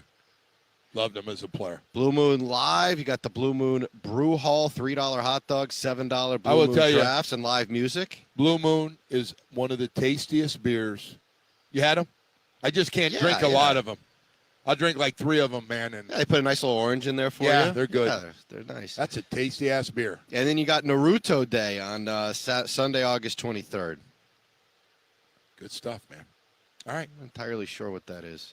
Doesn't matter. They just I know say it's good popular, stuff no matter what. All right. Yeah. So we have that. So they've done. Listen, that promotional department, we said it last year. They got constantly have things for you and your family to go out and check it out. So hopefully get to a ball game looking to do things. Again, we got seemed like a lot of stuff going on, don't we? With all the news. And by the way, for anybody stayed up, I'd like to know what you think about this. I saw it this morning mostly. The Hall of Fame game last night might have been just from entertainment, not knowing the names of Haynes King and Carson Beck playing really well last night for Arizona, 15 of 19, 188 yards, a touchdown. threw 2 takeoffs, made 2 nice throws, nice fake pump, and hit a guy on a takeoff down the sideline. Throws a great fade route in the red zone for a touchdown to his tight end. Beautiful throw. Carson looked great. They scored. The Panthers last night end up winning on the last play of the game. Haynes King goes for the quarterback keeper, wins 33-30, no time left. The game had 48 first downs, 800 yards of offense, and only 1 turnover. I'm thinking the commissioner's going, you know, that game sometimes has been so bad. You can't even get to halftime to watch the Hall of Fame guys when they interview them. It's so bad. Last night might have been the best Hall of Fame game ever for what it is. Now, starters didn't play. Again, it was guys. I always call it 65-90 on the roster. You know, guys towards the, you know, a lot of them won't be playing, and some of the draft picks will, but there are a lot of names you didn't recognize last night. But that was one hell of a game. If you just wanted to watch football, there weren't a lot of flags. It was just both those teams, man, to the Cardinals and Panthers. Thank you. That was good stuff last night. It really was. Woody, I told you today, I let you in over there, and I go, Woody, I got to tell you, man, I was wrong. I apologize. Well, those games usually stink, Joe. And then somebody texts in that the over every year in that game has been the winner. It was an over. It was a lot of straight years that it had hit, something like that. Yep. So just don't worry about who's playing. Just bet the over on the Hall of Fame game and win yourself some money. That's crazy. 48 first downs with a bunch of guys running around. And actually, I thought Carson Beck had a pretty good pocket to work with. Like, the offensive line play was pretty good last night as well. So anyway, that was it. And of course, that's the first game, man, for all those people going, man, I'm jonesing to get some football. I just need it. The Hall of Fame game is always the first game played. That was it. 1 week early. The poor guy's got to come into camp early, though, to get ready for everybody else. But that was impressive last night. Good for Carson Beck, man. Hey, very cool. How about that story and what that guy has been through? Now, he's done some of it to himself. He's admitted that, going back to Georgia. But to leave, and I truly believe they badmouthed him. Georgia. Well, those fans are vicious. Well, right, those SEC fans. Yes, it's the fan bases. When you leave, you're a bum. They hate you. Get out of here. Our guy's better. The guy we have at quarterback's better than you anyway. The guy's hurt. He comes here. We go out to see him in spring football. He's not healthy enough to play. And now they go, oh, now that spring football's over, he'll be 100% by camp. I'm thinking the whole time, man, you're paying that guy a lot of money. And if he's injured, what a bad look for this team. Guy's ready to go. Comes out, leads you. Big part of what you did as a quarterback, no matter what you think of Carson Beck and that bad last interception that he threw, especially with Malachi Toney wide open. But I tell you what, man, that Carson Beck story, he got blasted for having nice cars, got blasted for everything, pretty man. Boy, and then the women were all ripping him because he dumped his girl or he cheated on his girl before they broke up, and like he's the only one to ever do that. So they were just dogpiling on this guy, man. And he came down here, and he, in 1 year, Woody, look what he's done. I was really happy for Carson Beck last night. Yeah. I was really he's a good happy. guy, Joe. Like, we get to sit with these guys at the ACC kickoffs. First time usually we meet the new quarterback. And I saw Carson Beck there, and he was nice. He was, very polite and all that. Like, he wasn't the guy that everyone was making him out to be. And you talked to him a bunch. And so you know how this deal works. Stuff was unfair. When you start getting blasted by everybody, you're gun shy with everybody you see, especially in the media. Yeah. You're like, am I okay to talk to this guy? Because if I'm getting ambushed, yep. So that's the world we live in right now. Hey, man, Aaron Rodgers went on. And we're going to talk to Mike Florio about this. Looking forward to that, by the way. By the way, was that Monday or what day was that where Aaron Rodgers decided to go on ESPN Tuesday. And blast ESPN? Yeah. I will tell you. Amongst everything else, yeah. Besides all the topics he got into, that was, to me, that's Aaron Rodgers at his best. But it was funny. I laughed through most of it. Did it piss you off or did you laugh? I mean, I don't find his act to be very funny. No, I know you did.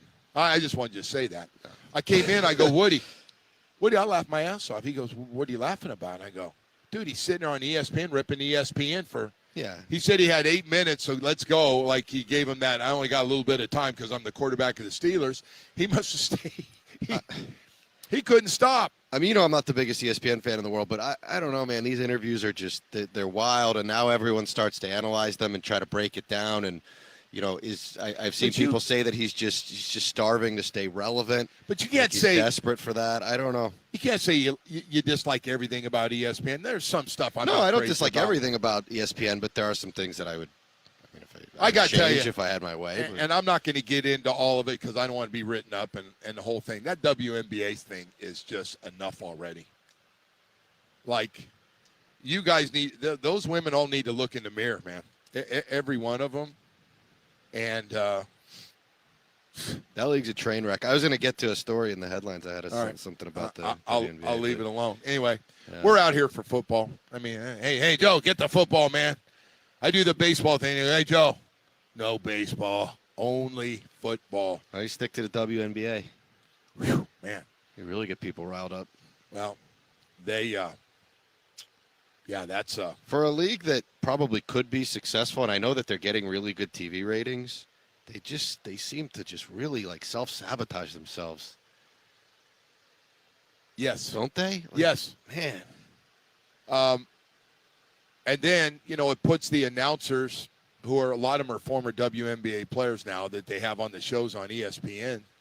Seems like everyone dislikes each other in that league. Yeah, it's just, it is, there's some bad combos and not in a good way, though. Like, not in like the old, the NBA where guys used to be rivals. And, now you could tell the NBA right now, you could tell everyone's buddies for the most part, right? There's a few guys that aren't. Well, a lot of guys are. It's gotten vicious out there. The podcasters with each other in general we got guys that played on the same teams or played against each other and just blasting each other because you went after one guy and he was my guy, so I'm going out. Yeah, it's ugly out there right now, man. It's pretty ugly. Hey, Woody, we got to go to break. We got more stuff to get to here this morning. We're also in the 8 o'clock hour. We're gonna be talking to one of our favorite guys, Kyle Krapp, who's in town here, Locked On Dolphins. We'll talk to him. Does a great job, by the way. I see he's just his Locked On Dolphins has just exploded, and I love the comments, man. I love them. The people, they get it, and they know what they're getting from that guy every day. Hey, it's time to tell you about Dr. Barry and the work they're doing. I love it. Recovery Unplugged. He's got your back. I just want to let you know, man, as we're going through summer, a lot of guys out there going through anxiety and depression. They are. A lot of guys go through it. Things happen in your life, man, to get you off the road. Divorces, bad relationships, loss of jobs, things with your kids going on, and it just and you can't get back on. A lot of time through your life, you're able to get back on track. Sometimes you can't. Your friends have noticed. Your family's noticed. Hey, man, I just want to tell you, Dr. Barry's team at Recovery Unplugged, they got your back, and they're ready to get you some great, great stuff going. Their mental health residential program in Fort Lauderdale is a private, comfortable space for you to heal with music-based care that hits the right note. They accept most major insurance plans. Call 954-737-4508 and visit recoveryunplugged.com. I just want to say this. If you're listening right now and you're going through it, or you have somebody in your life going through it that you care about, please tell them about Recovery Unplugged. They will love to meet with Dr. Barry and the staff and get started. Visit recoveryunplugged.com. This summer, heal out loud. The Joe Rogan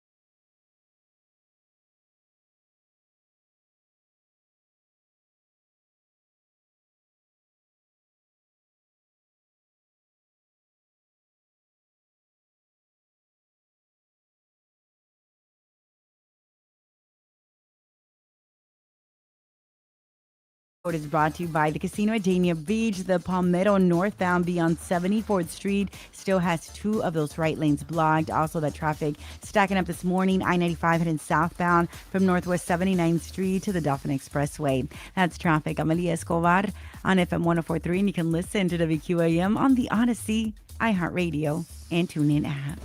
This report is brought to you by the Casino at Dania Beach, where the fun never stops and the parking is free. The Casino at Dania Beach has it all. Enjoy new exciting promotions, the hottest slots, great shows, multiple dining options, live poker, and simulcast. Plus, new members can win up to $5,000 in free play. Join the fun at the Casino at Dania Beach. You're listening to The Joe Rose Show. This hour is brought to you by Baptist Health. And now, it's time for Hollywood's headlines. Without further ado, here's Hollywood. All right. We're having a hell of a I hope talk. that made it out over the air. We got a hell of a talk. Kyle Krabs is here. He's going to join us in just a few minutes. Locked On Dolphins does a great job. Don't drag him into this, by the way. No, I'm not. Kyle's nice. No, you know what? He is a nice guy, and he doesn't. I've been told I'm not nice. No. By who? It was on this program. Oh. Is that Omar? No, not me. It must have been Omar. You were off. So it was Omar. Omar. Yeah. All right. Not Well, nice. listen, we're trying to all get along. So what do you got for us, Woody? Why would Omar say that? What's wrong with Omar? I'm talking out with him today. So he could talk to Omar. I've been here. Don't put me in talk there. to your He's been enemy. great. He's been great. I got no problem with anybody, man. I'm going to say hello to Joe Shab when he comes. I No, don't no, have I any just- problem with No, him. I seriously, what you're I don't have getting any at. problem with anybody. Go ahead, just do your thing. All right. We were talking about the WNBA prior here, Joe. And we had 2 fans. This, by the way, is on the front page of ESPN because this league just can't get out of its own way. 2 fans escorted from their seats in the Aces' overtime win over the Fever. We had a couple of fans, got into it with some players. What about? They look like male fans, by the way. 2 dudes sitting courtside here. Were they just like? It says they declined to share the specifics of what the fans said to her, the girl that was involved in this thing. But it says, following report of the comment directed toward a player, arena security spoke with the fan involved and the witness. The Fever said in a statement, security determined there was no violation of the fan code of conduct. The fan was not removed from the arena, but elected to leave. Maybe he'd seen enough of the WNBA and just said, I'll escort myself out. I don't know. That league, man. They have every day there's a bad story that comes out about that league. I totally agree. Listen, man, I just there's some things they all need to sit in a meeting together, all of them. Well, I don't think anyone likes the commissioner. Right? They got more problems than just the commissioner. Yeah. Anyway, go ahead. Not a lot of well-liked commissioners out there. You notice that? I know one guy that seems to be liked by everybody. By the owners, Roger Goodell. No, by who do you think's the most liked? It's clear cut. The NBA. Yeah, Adam. Yeah, Adam Silver by far. Well, he's struggled recently though. That league's got a few issues, including this one here, Joe. They do have problems. I didn't say they have problems. They just the players. I shouldn't say that. Players love Adam Silver. They should. Yeah, they run the lets show. him take days off and stuff. He's got the flexible time off policy like we have. So we got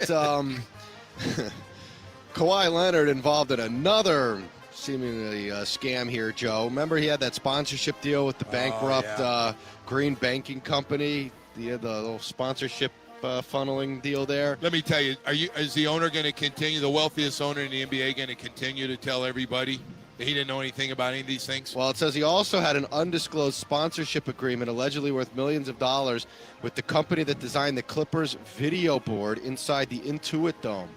Yeah. Says an anonymous... Everybody was paying him. He didn't get that money up there. Work around that An anonymous high-level source under the contract for Intuit Dome who alleged that the sponsorship deal was, quote, 1,000% a way to circumvent the salary cap. It was funneling money from the Clippers through Daktronics back to Kawhi. Pablo Torre finding all this information. Pablo, man, he gets he's after doing a it. lot of. He's got a big shovel these days. A lot of digging. He does. So what are they going to do now on this ongoing investigation? I think they let it go. Kawhi stinks. The Clippers stink. What do you just do? let it go. Just no what are you harm, going to do no to that foul. owner? What are you going to do to that owner? Nothing. Yeah. Probably right. The guy worth a zillion. I think he's the wealthiest owner in the NBA. I think he is up there. Yeah. Yeah, but you're not supposed to funnel money through sponsors to pay your players. That's kind of a no-go. I'm guessing he thought he could get away with it. He did. Cheating. Well, not now. Kawhi's not there anymore, right? Tell you what, man, that cheating thing, sooner or later, cheating in general just doesn't work out. Anyway, what else? Well, remember Kawhi looked like he was going to be one of the better players in the league for a minute there, and then he was. Fell off he talk about a cliff. Guy fell off a mountain. The guy that played in San Antonio and the guy that played for Toronto was pretty damn good. All right, you ready to get back into our sport? Yeah. Horse racing. You want to ask Kyle what he thinks about this subject before we get into this? I don't know. I couldn't find anybody yesterday. I thought I had a Do you follow horse racing? I do not. Leave him alone. But you've watched. You've watched it, right? I watched the Derby. So he and Bo. So he has good enough knowledge. So we don't know yet. We're waiting for a horse person, except for that female that not a very nice person. But somebody that knows the horse racing. I thought, hey girl, I thought when, and I might be wrong. Just spit it out here. Go. I thought when a horse gets hurt before a race, and you can see it limps and it goes down, and I thought they kill him. That's it. They're done. Sometimes. Now, maybe on an average situation, but let's say it's Secretariat. Let's talk about somebody that's got, like... Don't you bring him back to the stables and let him do his thing and make more Secretariats I would assume before... there's a veterinarian on scene that would make a decision about the severity of the injury and go But from I there. get it. That's my assumption. But you're going to do everything you can. These guys are saying, like this idiot next to me said, you shoot it up if you have to. Call Bo an idiot too then. He's an idiot too but he looked it up. Tape it up like an ankle spat and just pat it so on it the can rump go and out. tell him to go back out there and go at it. No, not go run. Just go back to the stables. Go and at it. Yeah. Line them up. Line the girls up and just get after it. That stuff's valuable, man. I'm just going to throw it away. What was that? Both threw out some stats yesterday. How many times? Some numbers. A couple of those horses were busy and made a lot of money. Bo knows, man. Bo knows. Bo knows. All right. Apparently. Anyway, Randy Moss, the former NFL receiver, also covers horse racing now, apparently. He was on a horse racing show and said it was incredibly petty of Fox and the Horse Racing Association, or whatever this is, to try to shift the blame of the Triple Crown demise onto the Preakness. Remember, we talked about the load management in horse racing. Guys aren't going for the Triple Crown anymore. The races are too close to each other. They don't want to run them, Yeah. Well-rounded Randy Moss, right? What? Randy Moss. It says Randy Moss. Randy Moss. I don't know if former NFL wide receiver. Is that what they said? Former NFL wide receiver? Yeah, he covers horse racing in the offseason. You sure? I'm pretty sure. About as sure as I am about the breeding thing. You sure it's not a Randy Moss in that business? No. Someone's going to have that. That's not a... Don't be afraid to check your story before you read it. I'm looking. I don't trust it. It's the same one. Trust me. I know horse racing. It's my sport. All right, and our final one here, Joe. Yeah. Stedman Bailey, remember him? I do know Stedman Bailey. I do know him. Hey, hold on. Yeah, it looks just like Randy Moss. That's why you're such a dumbass. Different one, you're saying? That's not Randy Moss at Hall of Fame that's at the Hall of Fame right now. What's wrong with you? It's Randy Moss that does. And they got a picture of the guy. Whatever, you went for it. No, for seriously, long enough. bro. Do me a favor. You went for it for a little while, so it's all I didn't. good. I saw the Yeah, you picture, did. and I knew You that went was for Randy it. Moss. You went for it. Stop looking over my shoulder. It's rude. Hey, by the way, to that lady that's a bitch all the time, it's not me that said that. I can't, guys, he's well-rounded. All right, Joe, our final one here. Stedman Bailey. This happened at the Pembroke Lakes Mall, of all places. Man, at I've that known Stedman Bailey a one. long time. Stedman Bailey played with Gino at Miramar High School. Well, something might not be right And here West Virginia. because and West Virginia. it says a woman named Karina were drinking round one inside Pembroke Lakes Mall before midnight on July 26 when cops say the pair started having sex right at the bar. Well, that's physical attraction. I don't know how much more of this I can actually read, to be quite honest, but... Wait a second. They were drinking. They decided to just go at it right there. Guy says witness told cops he saw them doing it, bent bending, or I don't know what I was trying to read. No. I should have came at the Where was I? Yeah, this is a dirty segment today. This is What's bad. wrong with you, Randy Moss? It says Bailey later admitted they both had their pants down and he was exposed, but insisted there was no. I don't want to say that word. Don't say it, man. You're playing with fire, bud. Report says Bailey told cops they'd each down about 2 or 3 shots, blaming his behavior on being drunk. 2 or 3 shots. That's nothing. That's not take your pants off at the bar drunk. No. Come on. That's mixing up Randy He did Moss's have drunk. He did. Yeah. It's a great call.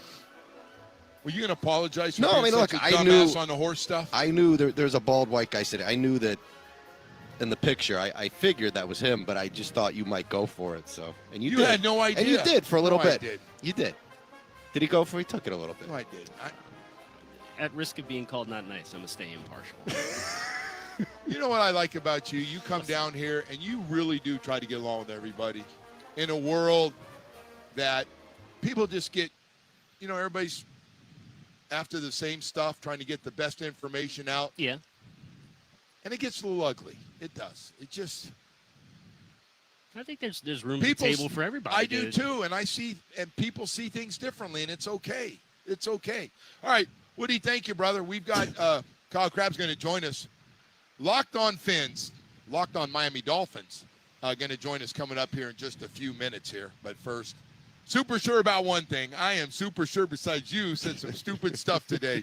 When you sign your insurance policy, for some brokers, that's the finish line. Handshake, commission, done. Then you may not hear from them again till it's time for that renewal. Your business runs all year, and so do the gaps and the risks. That's why I'm introducing Super Sure.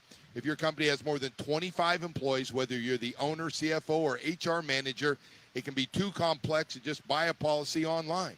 Super Sure is a super agency built for you, licensed in every state for your business insurance and employee benefits, all with year-round support for you and your team. At supersure.com, you can access tools like Fine Print Facts, which translates your current policy into plain English so you see what's covered and what's not. Plus a business value calculator so you can estimate what your business is worth so you know exactly what needs to be protected. Go to supersure.com. One super agency, one powerful platform. All your policies in one place. Go to supersure.com. That's supersure.com. Brad Evans here to help you beat the road.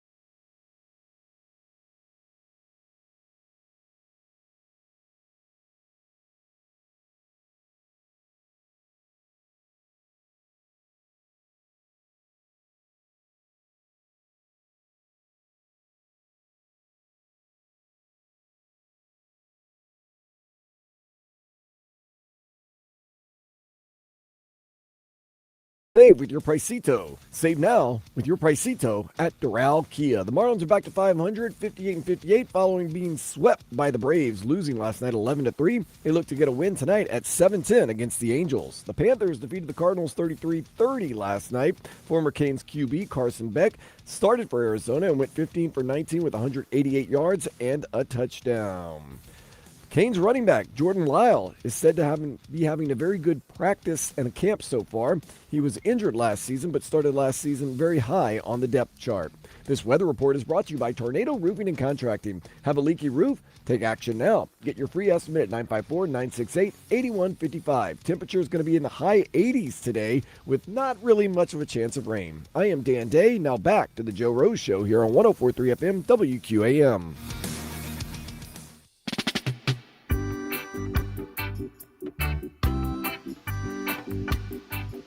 And welcome back here for the 8 o'clock hour on a Friday.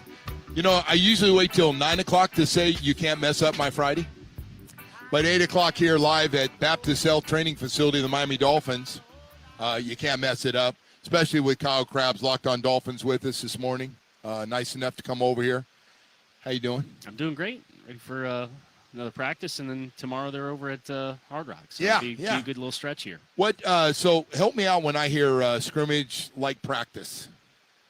Everything but tackling, but they're going to get after pretty good for the fans that are going to show up. And I would assume it's probably game situation, possession, down and distance, the whole kind of tie it all together, right? Because so much of what they've done out here has been situational team periods, whether it's third down or red zone. You know, they'll probably put the ball down. It's 1st and 10. Go. Yeah.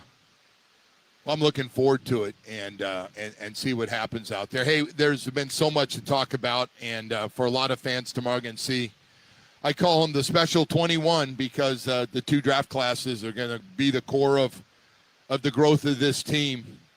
If I was to ask you right now, and it's way too early to ask this question, of the 21 guys, I mean, we need to find not only good players, but stars. Yeah. We need to find frontliners, Brooks, Sealers, Brewers. We need to find a combination. Achan was a third-round pick. We need to find some frontline guys, and we need more than just a couple. That I want to start with the 8 that we drafted 2 years ago. Okay. I left last year, finished up, looked at Jimmy, and I said, Jimmy, they all got to play a ton of football. That's the good news. I don't know, though, how many of those guys going forward I can count on that have a chance to be really good players in this league. Did you feel that way after the season, or did you see enough from a couple of guys going into year 2 where you're going, we got something there?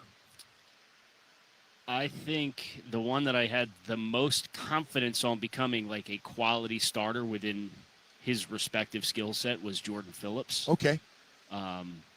Really, really good point of attack player.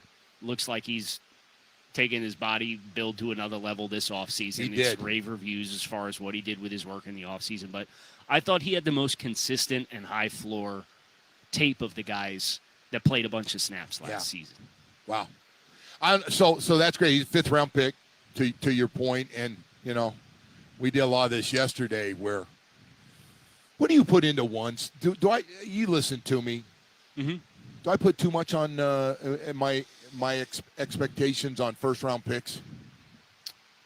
No, I don't think so, because they're drafted in that range for a reason, because there's an expectation that they're going to be impactful long-term starters for your team, and they are the ones that, in theory, from a hit rate perspective, you should have the highest hit rate on, and they should have the largest impact because of where they get drafted. So I think it's fair to have higher expectations for those guys.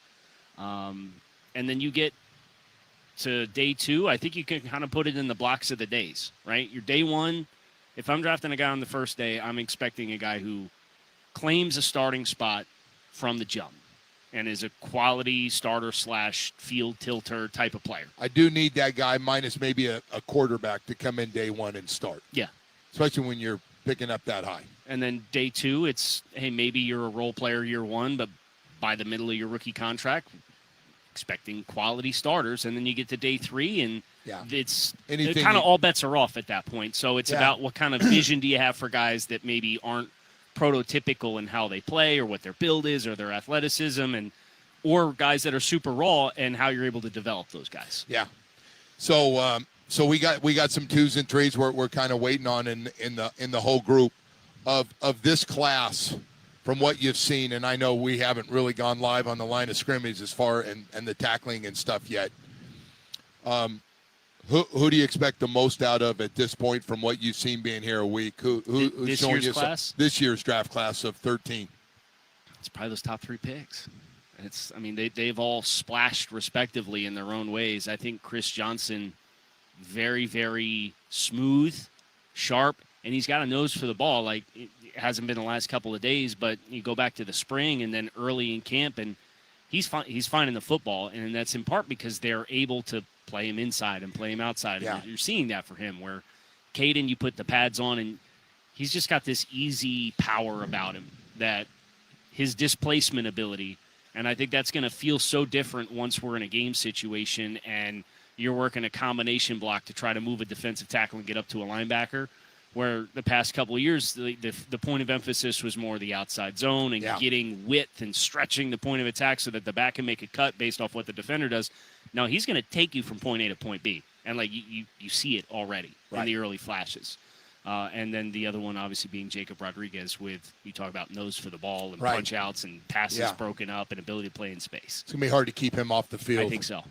And we haven't played yet, and it's way too early to be making these comments. We haven't had our first preseason. Well, it'll change, right? It's like you just let this process over the next month play out. And we're not very patient. As it stands right now, I get it. You're pretty good. Actually, your patience is good, but you're right. Everybody's trying to jump the gun on who's going to be really good and who's not. So it's an interesting one. I got to ask you, because we've all talked about it, and everybody's got a different feel. Hey, man, we got guys arguing about this. So the team obviously is talking about Austin Jackson and going, hey, don't read into it. He's day-to-day. He's going to be fine. And people are going, what do you mean he's going to be fine? He's missed a lot of games the last 2 years. Nobody wants to hear that. And if he's out there, and so we get to see him, that's a good sign.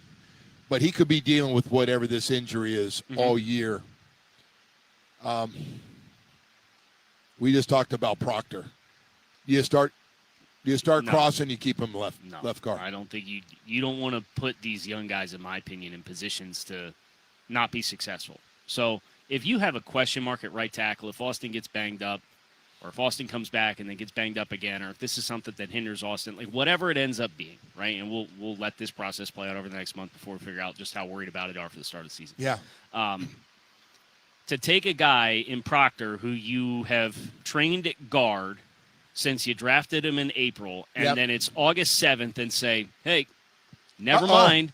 Make sure you flip all your footwork around. You're back to playing tackle on a spot you've never played before. And blocking different kind of guys now. That's not putting him in a position to be successful, in my opinion. Whereas, like, if you have to shuffle something at right tackle, like, we'll see where Jamari Salyer, we haven't seen him for a couple days either, but he's also a day-to-day guy. So, like, if these guys are day-to-day, it's not like, wow, we don't have anything here. It's we don't have it right now as we're trying to get the foundation laid. You can give support to one player, right? You can put a tight end over there. You can shift the protection that way and give him extra help inside. But if you start taking a guy at left guard and moving him to right tackle, and now he's not optimized to play there, and now you're downgrading at left guard in theory too, you've made yourself worse in 2 spots, and you can't help if you've got a hole over here and a hole over here. Like, that changes the math on how your protections work altogether. So I would let Caden ride it out and say, we want to get as good of an opportunity for you to be that player you're talking about as being a first-round pick, right? You want that high expectation. You get the best chance for that outcome, in my opinion, by leaving him at left guard this season. All right, so past all the talk here the last few days of Austin Jackson and how everybody feels this is going to end up, and only time will tell. And you just mentioned Jamari Salyer as well, and him as your starting 5 and your 6th offensive lineman. Yeah. What else do we have on the offensive line? So I was asked this yesterday. I thought it was a great question. From what you've seen, and I know some of these guys got some starts around the league and some young guys. What would be next up that you trust? I'm interested by DJ Campbell, their 6th-round draft pick.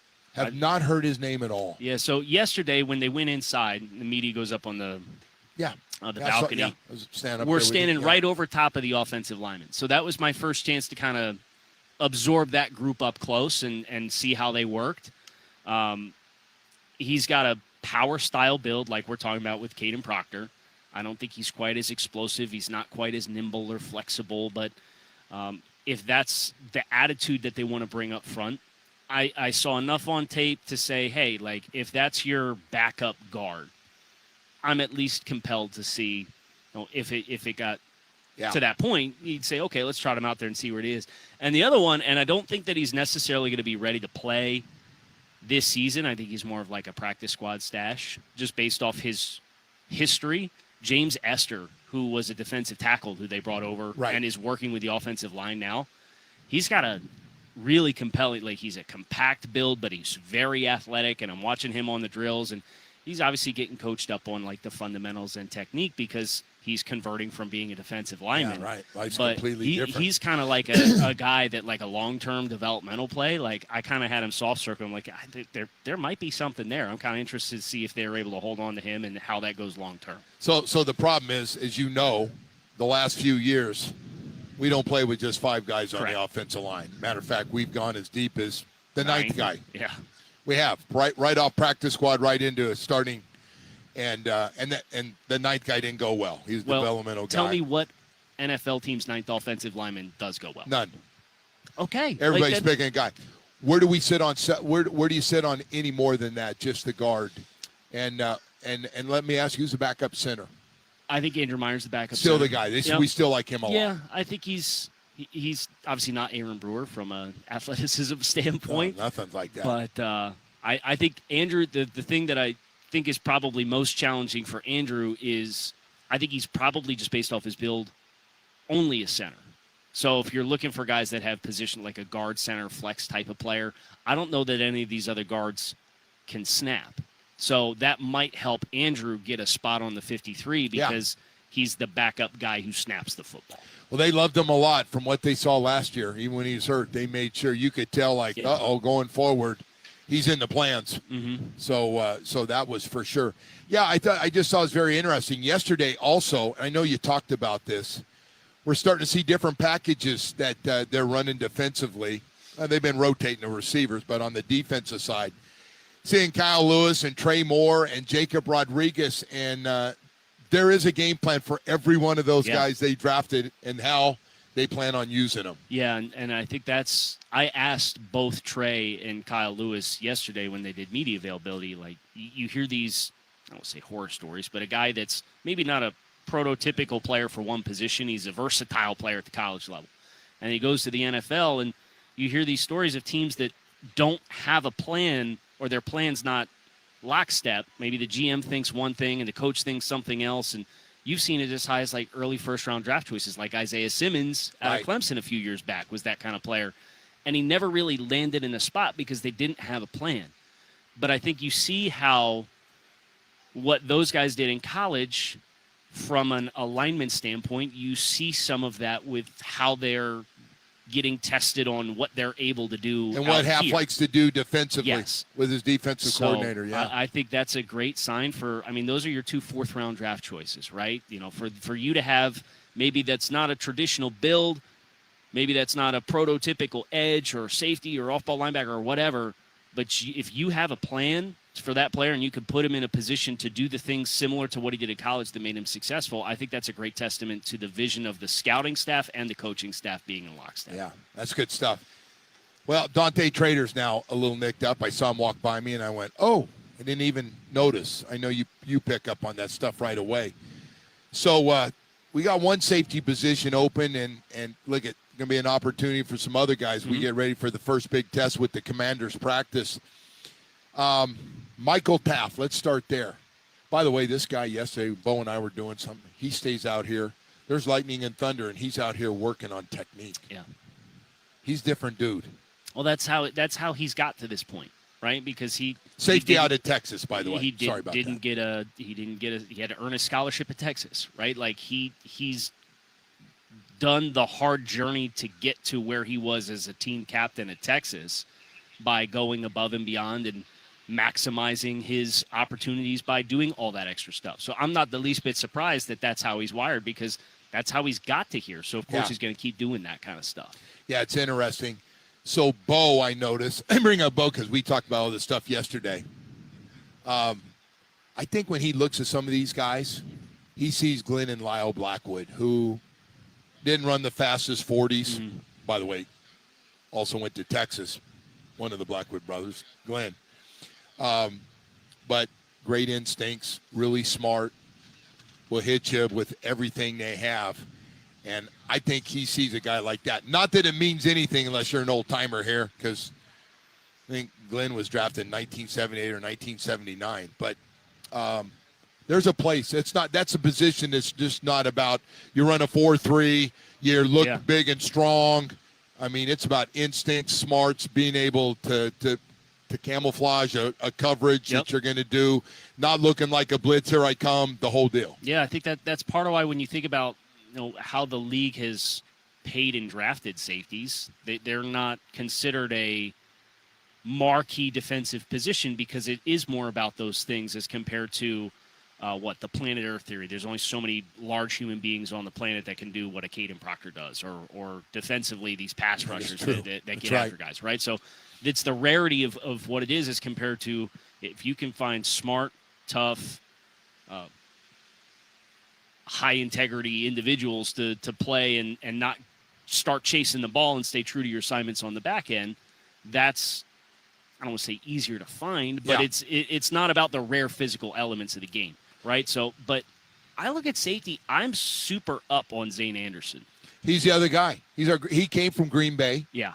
As a special teams guy, but obviously knows everything. And I heard you talking about him yesterday. Yeah, so he had a couple of years in Kansas City. He had 6 or 7 years at BYU, and there was, I think, 2 seasons of injuries there. So he was like an older guy when he came out of the draft, so he goes undrafted. And he lands in Green Bay, and Jeff Hafley gets there.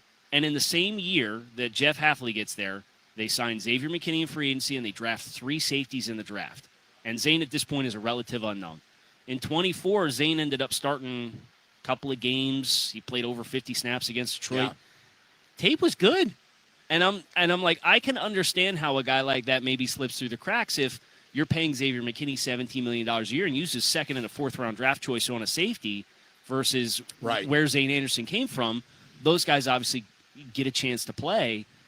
I'm watching Zane execute out here, and he obviously knows the defense. And then you're reviewing the tape, and it's like he looks the part. So don't count him out yet. I would consider him my favorite to be the other safety. Wow, that's going to be an interesting one. Experience, right? Knows what to expect from his guys. He's listed at 6'2", 206 too. Right. So like bigger got like safety. He's got like 15 pounds on where Taft's at on the roster. So. Right. It's gonna be an interesting one. Listen, we got to go to break. That's Kyle Krabs, Locked On Dolphins. You're listening to. We come back. There's a couple guys that South Florida talks a lot about. I want to get your take after a week of practice. Chop Robinson and Jonas Savaianai. We'll talk about those two when we come back. So stay with us for that. We're live here at Dolphins Training Camp, and if you are looking for a truck, man, you're South Florida Chevy dealers. We are in the truck business, man. A big, strong, durable trucks, and we got one. Absolutely perfect for your lifestyle. Should I start with a little warm-up with a Chevy Colorado, huh? Maybe the Colorado Custom to the ZR2. It's got the right tools to exceed all your expectations. But this weekend, when you're starting to look around for that new truck, make sure you stop by one of the 14 dealerships throughout South Florida and maybe check at a Chevy Silverado. From the Custom Trail Boss to the Silverado EV, we got 10 models and 4 powerful engine choices. Silverado delivers everything you could ever want. Strength, dependability, and efficiency every day. You work 7 days a week, we got a truck perfect for you. Need a family truck with the kids getting ready to go back to school? We got that truck. How about just to have a little fun on a Saturday or Sunday? We got it all for you, man. It's like they've custom made a truck perfect for your lifestyle. And yeah, that choose from the powerful LTZ to the biggest Chevy Silverado HD High Country. It is the big boy. So for the best in Florida life this weekend, stop by, take a test drive, and better yet, after you find that truck you really like after driving it, sit down and get the deal of the weekend, man, at your South Florida Chevy dealers. The Joe Rose Show is presented by Loctite Windows, Doors,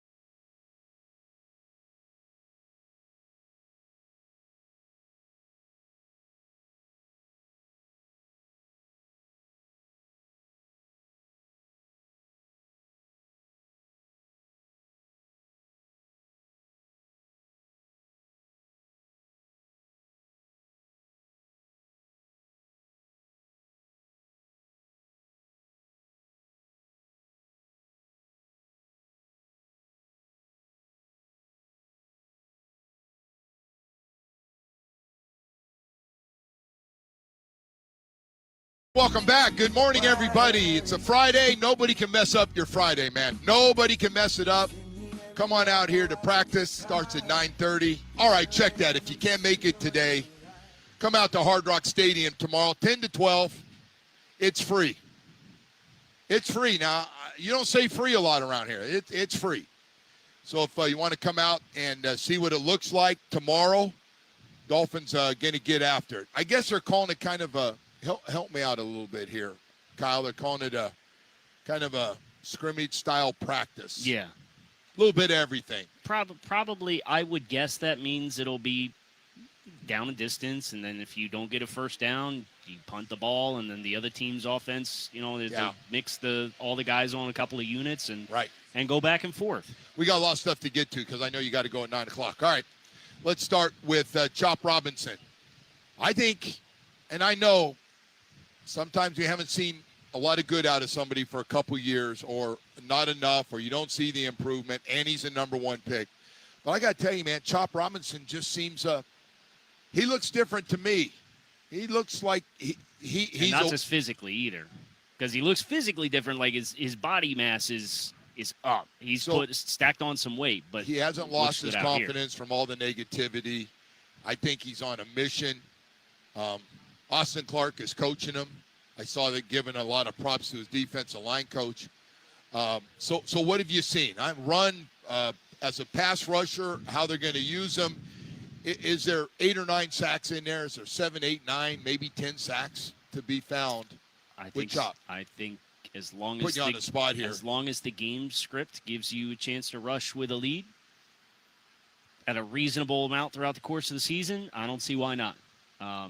They are certainly feels like they're going to amplify his explosiveness as compared to some of what he had to do last year, and he talked about playing lighter in part because he had to do some zone drops, right? Like we're dropping to hook, or we're simulated pressure and bringing somebody off the other edge and use the end man line of scrimmage. At all. Some guys are, to me, that's not.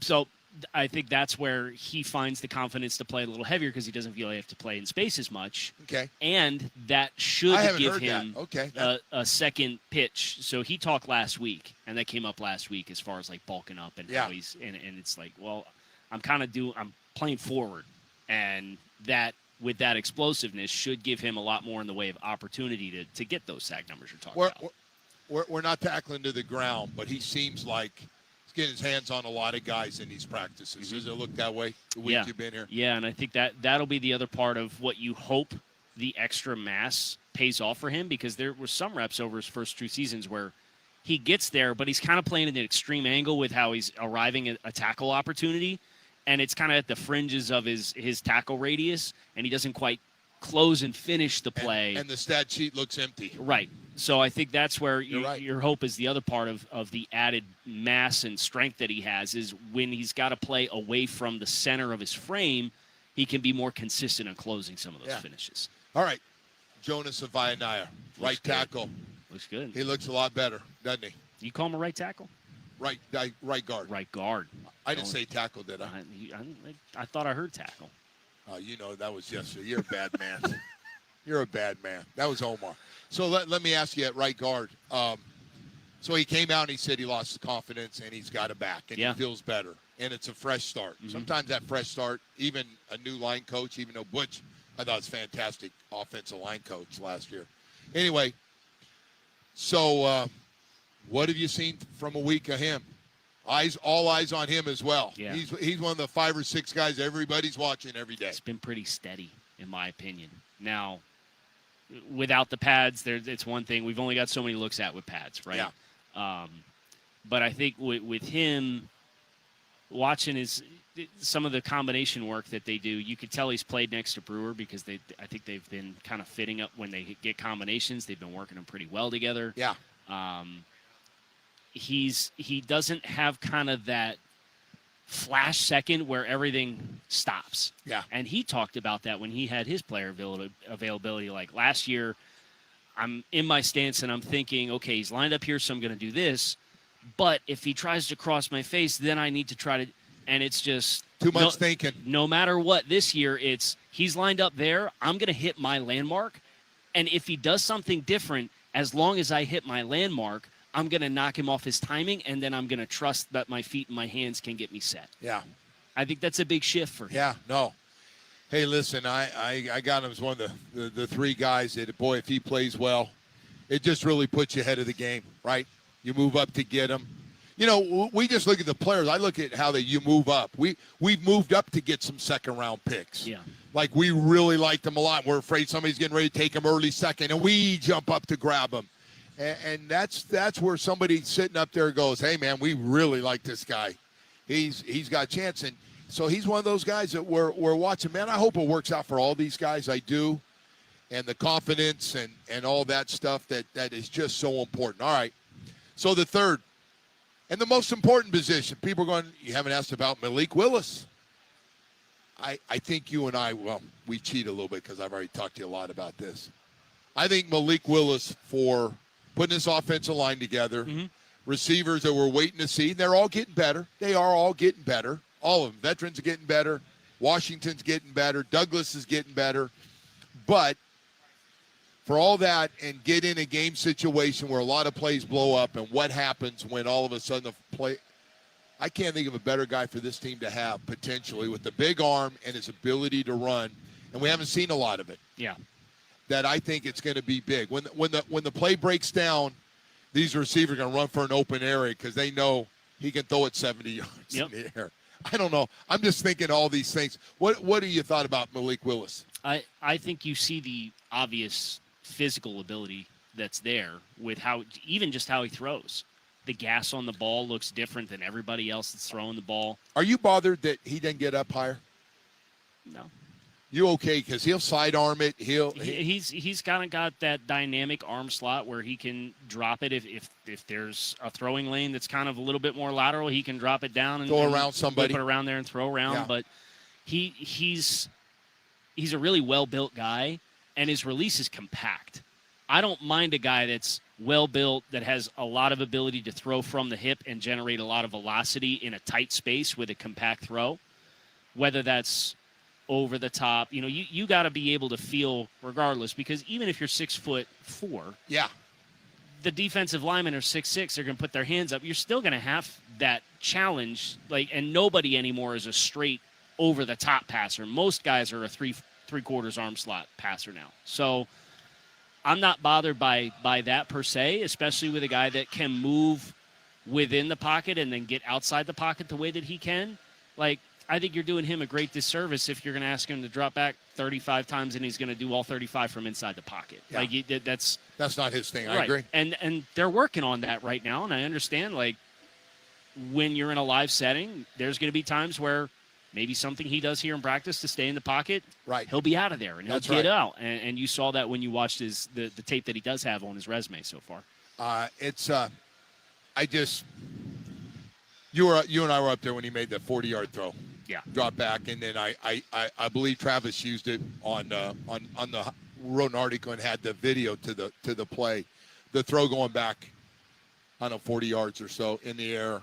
Tutu Atwell coming towards us. Yep. On the sideline. Yeah. To me, I want to see that throw in a game because your guy either catches it or it's out of bounds. It's not a bad choice. Right. And he seems like he's got confidence and loves. Well, first of all, I got a big arm. I want to show it off too. Right? If I can make those in the snow and the wind and the rain, and I know you can, I want to make sure all my guys get to see it. But, man, I like some of those things. I like it because you're going to get some of those. You may not get them all the time, but you're going to get some. And I like that. So I want to ask you, Quinn Ewers. Backup quarterback's important. He could play. Let's be honest. Yep. Got a running guy. It could happen. I thought Quinn, first of all, I want to say this. Getting to 3 starts last year is huge. Huge to get some experience. What are your thoughts on him coming into year 2? A lot of people said not enough good practices yet. I would agree that kind of where my hope was for Quinn based off of a scheme-adjacent offense with Bobby Slowick, who was on the staff last year, and what he showed you in some of the reps that he had in his 3 starts. I thought he kind of outperformed expectations last year with how he looked, and what he's been able to do through the first week and a half of camp. I don't think I got the sense, at least through these 10 days, that it's been a springboard into another step to his game. Yeah. So I think that's a big one to watch because he's obviously a second-year quarterback who's a part of the calculus at the position. And if you do have an injury with Malik Willis, then Quinn Ewers is the starter. Yeah. And I think he's kind of at a spot where I'd like to see, at least when we get to the preseason games, okay, can you flip the switch and turn it up? And that's, I think, would be really big for him. We have so much to talk about. You got one more segment before you hit it at 9 o'clock? I got to be seated in 13 minutes. All right, listen. If you're early, you're on time. If you're on time, you're late.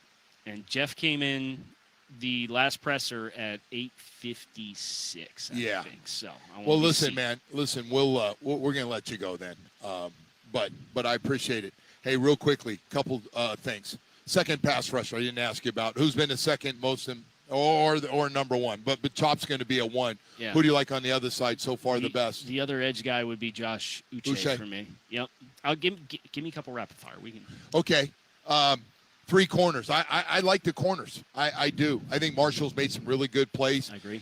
His home is outside. Yes. I don't know why we did that to him last year. Ran out of bodies. That's it. And that's the argument for we're talking about Proctor or Savannah in the offensive line. We ran out of bodies. We should move a rookie. It didn't go. Like you see Jason, what he looks like as an outside corner here. That's his position to path to being successful. I like him. Let's keep going across the board. Ethan Bonner. Flashed. And that kind of goes in line Enough with flashes or stay healthy and keep showing. I don't know to start, but I think he's on a good path to make the team and be a contributor because he's put some nice reps together. Juju Brents. Physical. I think probably with his experience is probably who I would consider the other outside corner if you were going to go 2 corners right now. But I think Jason Marshall has a chance to have something to say about that by the time the camp's over. We got 2 guys on PUP. You count on either one of them, or is this like a Duck? Duck's played a little bit. Yeah, Duck and Baker. I like Baker when they signed him, but a lot of lost time on task, and I don't know when they'll be back. It didn't sound like they're right around the corner when Jeff Hafley was asked about him, so I don't think that helps. Anybody else at the cornerback position? I shortchanged some other guys. Anybody else that flashed from time to time? It seems like it's every day it's somebody different, whether it's Marco Wilson, A.J. Green, or Alex Austin. I think all of those guys have at least had one practice where they showed up a couple of times in my notes like, okay, like I think Alex Austin would probably be my favorite out of that group. Yeah. Listen, man, thank you. Of course. I appreciate it very. 5 wide receivers, 2 rookies, although one of them's a little banged up. Hopefully he's going to be back, and Kevin Coleman. But I think those 2 are going to be in the rotation and playing offensively. Do you agree? I do agree. I would say right now my 2 favorite wide receiver performances of camp are Washington and who? Washington and Caleb Douglas.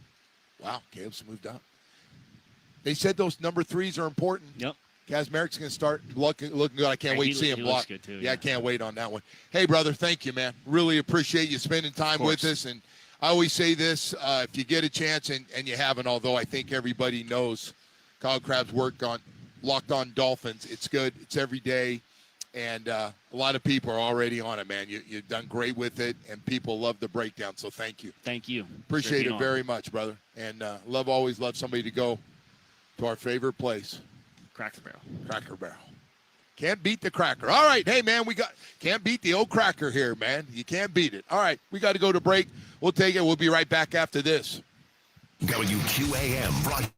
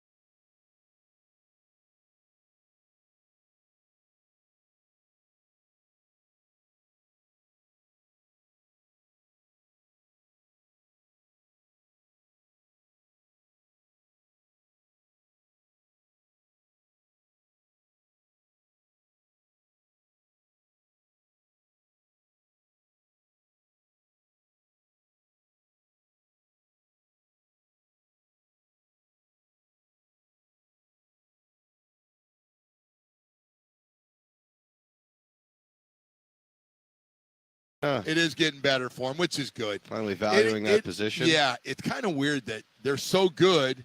They go, no, we know you're good, but you guys take all these hits. We're afraid you're going to get hurt. Yeah. And then we're going to get burned on our money. But, man, it's been great.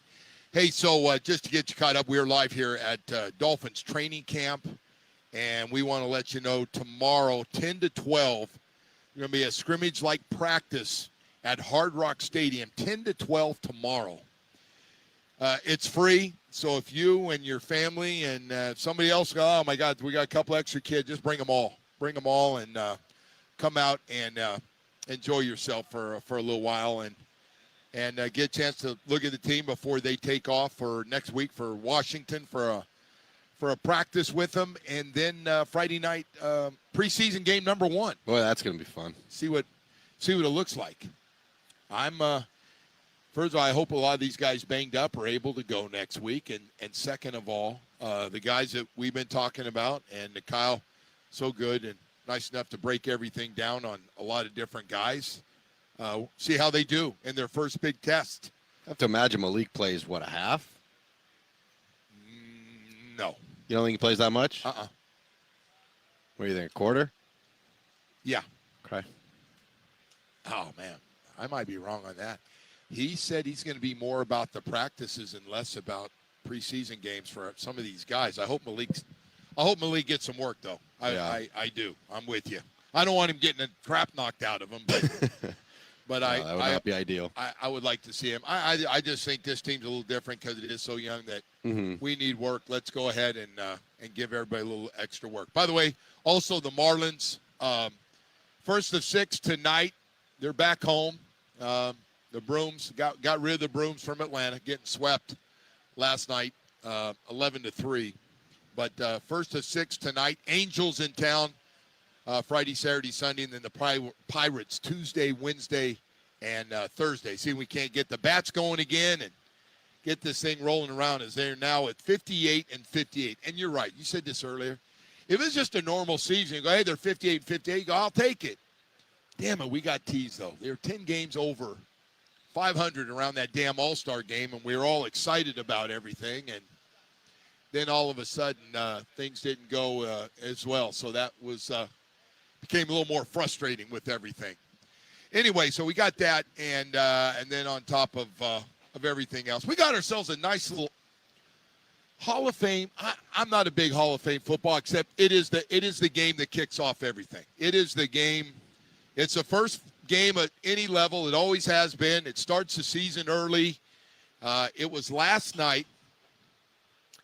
Roger Goodell had to be the happiest man in the world going. Usually a game that you can't watch more than a quarter of, if that.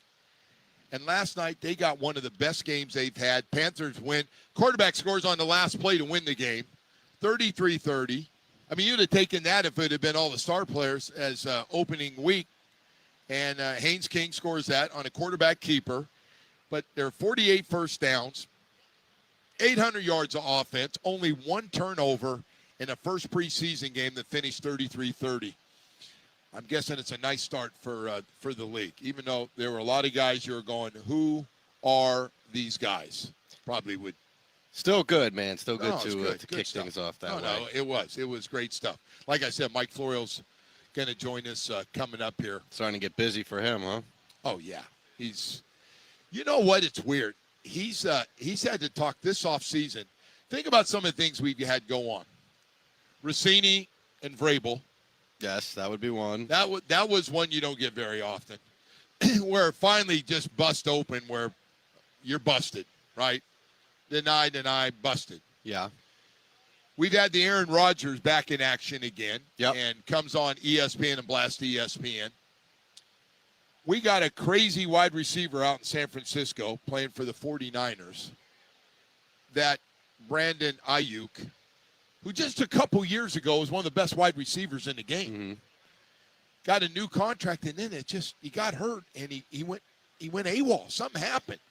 I don't know if somebody said something to the guy, but that's been just crazy story. Yeah, don't forget the craziest of all the football stories probably happened at the college level with Brandon Sorsby. And Florida's all over that one, but that was probably the craziest story you had all year. Well, and it, of course, ends with the NFL commissioner saying and it did bleed into the NFL. Yeah, exactly. There won't be a draft for it. There won't be a special draft for you to go, no, you're going to sit out.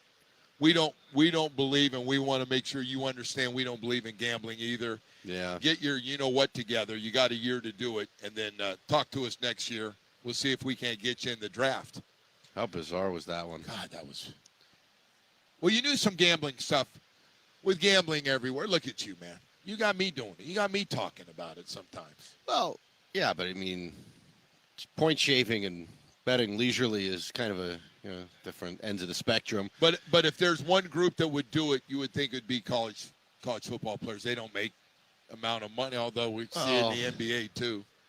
This Rozier thing, you've been following this Rozier thing? I know he's not doing so well. So this I they don't keep getting know. more stuff added to it. I don't know. He's obviously, that's my story, and I'm sticking to it. Usually those stories someone ends up ratting, right? When you get all these people together, you're a mob guy, right? Doesn't someone end up being the rat? Sooner or later, man, if you're a drug dealer, somebody's going to rat on you. Somebody's going down, and when they say, hey, you can get save your own ass, right? Less time, or we'll let you go, but you got to give us the big guys. That's how all the movies go. You got to give us a big guy, and all of a sudden, that guy you've been with, you go, hey, I may have to leave town, honey, but I'm going to rat this dude out to get the hell out of here. Yes. Got to do it, though, right? You got to do it. You'd rat. I don't know how I do in prison. Probably. You do okay, I think. Probably not good. Better than me. No, I think we both be in equal trouble. I don't. I appreciate you trying to put me in the tough guy thing. They chew me up, too. All right. Hey, listen. Let's just leave that one alone. Yeah. On that note, let's jump into the 9 o'clock hour. Hey, I want to talk about Chill Zone air conditioning for just a second. You know, President Melissa De Verona of Chill Zone Air Conditioning came in about 4 or 5 months ago. Said, hey, Joe, I'm the president. Hey, nice to meet you. Very nice lady, very knowledgeable. You know, she and her family own it. And she said, hey, I do things a little different. I actually take all the calls that come in when people call all over South Florida. And I said, you're kidding. So I call, of course, I have an air conditioning problem. Like 2 weeks later, I call, yeah, Melissa, can I help you? And I go, Melissa, this is Joe Rose. Oh, my God, you really do answer the phone. Yeah, what's the problem? I told her. Came out the next day. Michael came out on the truck. She's got a bunch of really good people. There's no brand news on their trucks. They got a lot of experience for you. Have a great experience. And I just want to say this to everybody in Dade and Broward County and Palm Beach County. If you've had a bad experience in air conditioning companies, which you probably have, not being on time, not being knowledgeable, everything, sloppy. How many people have told you you need a new air conditioning unit when you just need a part to fix the one? And you're going, really? Does the company really need to do that to me? Well, you won't have any of that going on with Chill Zone Air Conditioning. And if you're ready to make a change and you're going through it, it's hot, it's going to break down. And when it does, I really highly recommend you go to Chill Zone Air Conditioning because you are going to have a great experience. Melissa's just absolutely wonderful, knowledgeable, and has all the final decisions. Go to chillzoneac.com. Stay chill with Chill Zone Air Conditioning. If you need to make a call, make sure you call Melissa and Chill Zone Air Conditioning at 786-378-2778. If it's going down, you know we on it. If it's going down,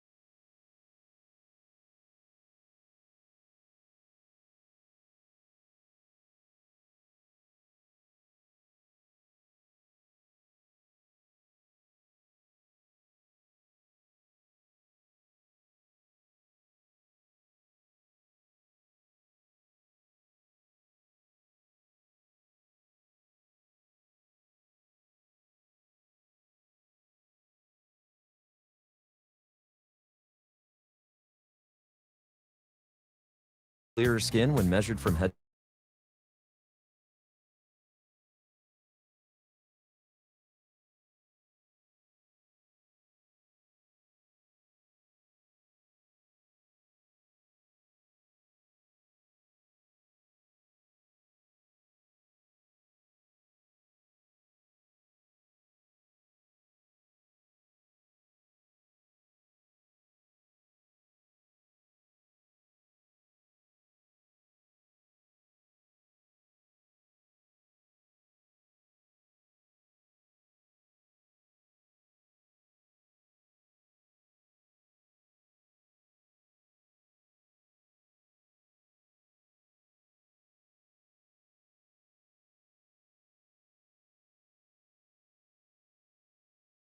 Eats, drinks, scenic.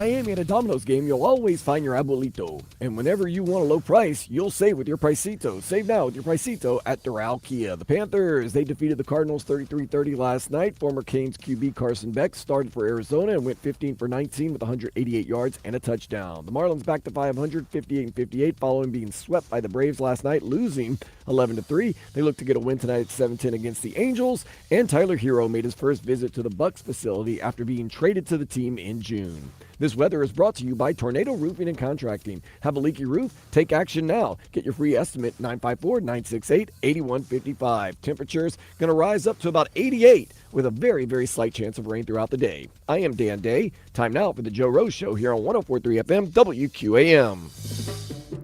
Liveliness. I'll put some positiveness. Keep you lively. You too.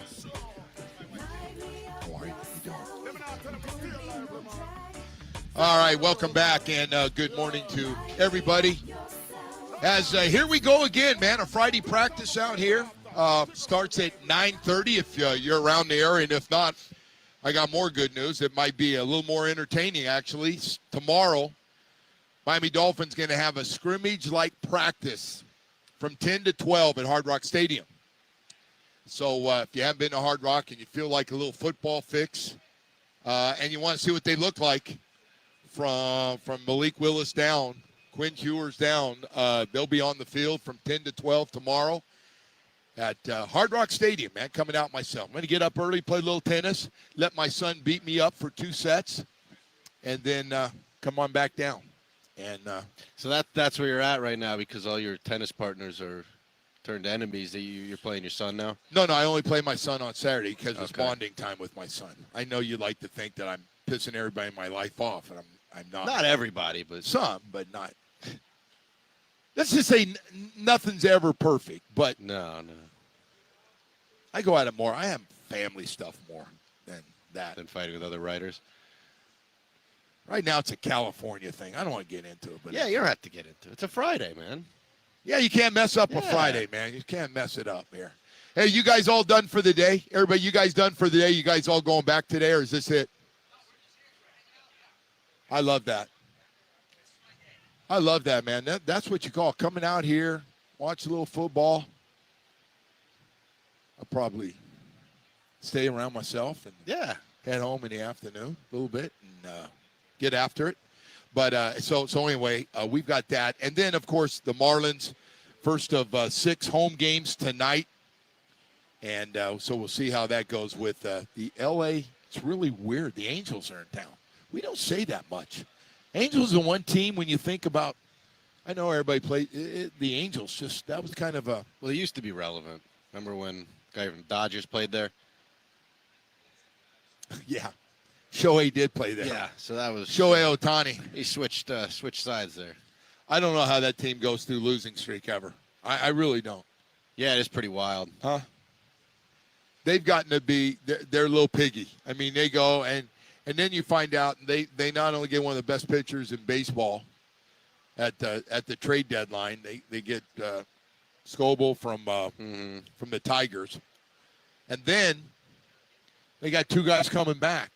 One Cy Young's can't make that up. They're ruining baseball, Joe. I don't know if they're ruining baseball. That's what everyone says. Baseball. I'm not gonna blame one team. Anyway, I thought that World Series that we saw last year was what? You got that mic. I just hacking the thing the whole time. Yeah, I was trying not to cough in the air. I thought that World Series we saw last year was as entertaining a series as I've ever seen. It was that good. thing was so much fun. It was good. And the Dodgers shouldn't have won. No, they had them. They had that thing locked down in Game 6 in Toronto. Yeah, you're right. And they had him in Game 7, if I remember correctly. I don't know about that, but they had him in. Was there a crazy play at the plate? Right. There were some wild plays in that. That was a lot of fun. That was so much fun to watch. There were a lot of. Hopefully, we'll get another series like that this year. Well, anyway, so we've got baseball and we got football going on this weekend. Of course, the Canes will get you caught up with that on Monday with everything going with those guys also going and have one hell of a team and ranked 7th in the coaches poll right now and all the news. By the way, the football thing's really interesting. They still have guys making commitments for next year because those guys can make commitments anytime they want. Mm-hmm. If they want to end it and they're tired and so they just pick up a 5-star from Columbus High School who's a hell of a player. And so he's got himself potentially, if not the best, one of the best recruiting classes if they all stay together.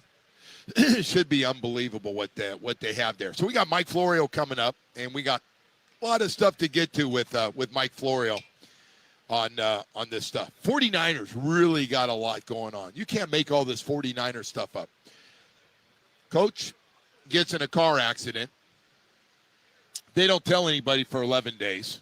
Mm-hmm. It's like they're hiding something very strange out there in California. Did you see that one of the news networks, I think it was WGN, ran with the fake photo of him? Oh, no. In the hospital? Did you see that photo, the No. Mitch McConnell thing? No. They put his face on, like, Mitch McConnell, and WGN goes, first look at, Come on. from the hospital. Yeah. They got him. They did. Absolutely. Look, man, I don't got even him. I don't even laugh at them people getting got these days because it's just like everything is so ridiculous. There's so much AI and fake crap out there. Like it's so hard to tell what's real. And then that was funny. You got this electrical substation that's close to the 49ers that many people believe is why that 20 guys hurt by the end of Wednesday's practice. 20 guys that are banged up that aren't going to be practicing. So I thought they were supposed to give you like powers, right? I don't know. Isn't it supposed to work in the opposite way? I truly don't know enough about it. Like it makes you radioactive or something? So anyway. Those your friends? So, yeah, say hello. Morning, guys. Morning. So anyway, we got then this Aaron Rodgers. I got to tell you, one of the more entertaining things I've ever seen. I know you liked it. I know you didn't think it was funny. Some people don't think it's funny. How many people get asked to do an interview in ESPN and get a chance to rip ESPN the whole time about lack of integrity? Yeah. I mean, he just crushed them. I mean, look, in fairness, I did enjoy that part of it. He just crushed them. But the rest of it is just absolutely crushed them. Kind of like, let's move on. Anyway, for the fans coming out here, and they're starting to come in here. And we're starting in 20 minutes. Yeah, no, they're starting to come in, and we got 20 minutes on the clock right now. We're ready to roll here. We're going to have to get out of here after Mike Florio, so maybe we get all day Dan Day on one of the. You're going to leave him hanging at the end of the show? No. We can run something from here this morning if you don't mind. We could have said that off the air, but sure. Why do that? Anyway, Mike Florio is going to join us coming up here in just a few minutes, so we'll have him from Pro Football Talk. Always entertaining, great way to have 9 o'clock hour because he gets everybody fired up. There's no question about it. We'll take a quick break. We'll be back with Mike Florio right after this. Baseball coverage on WQ.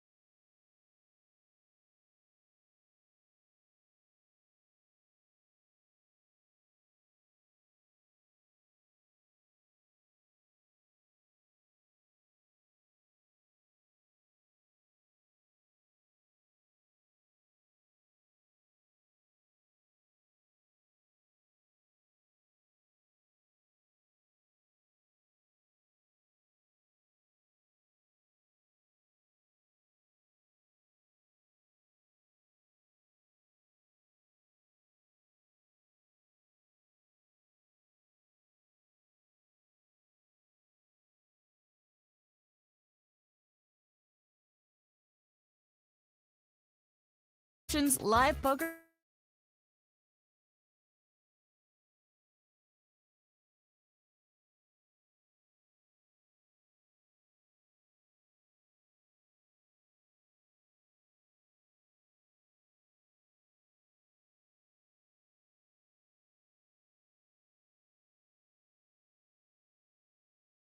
Remember, man, a lion like iron from Zion.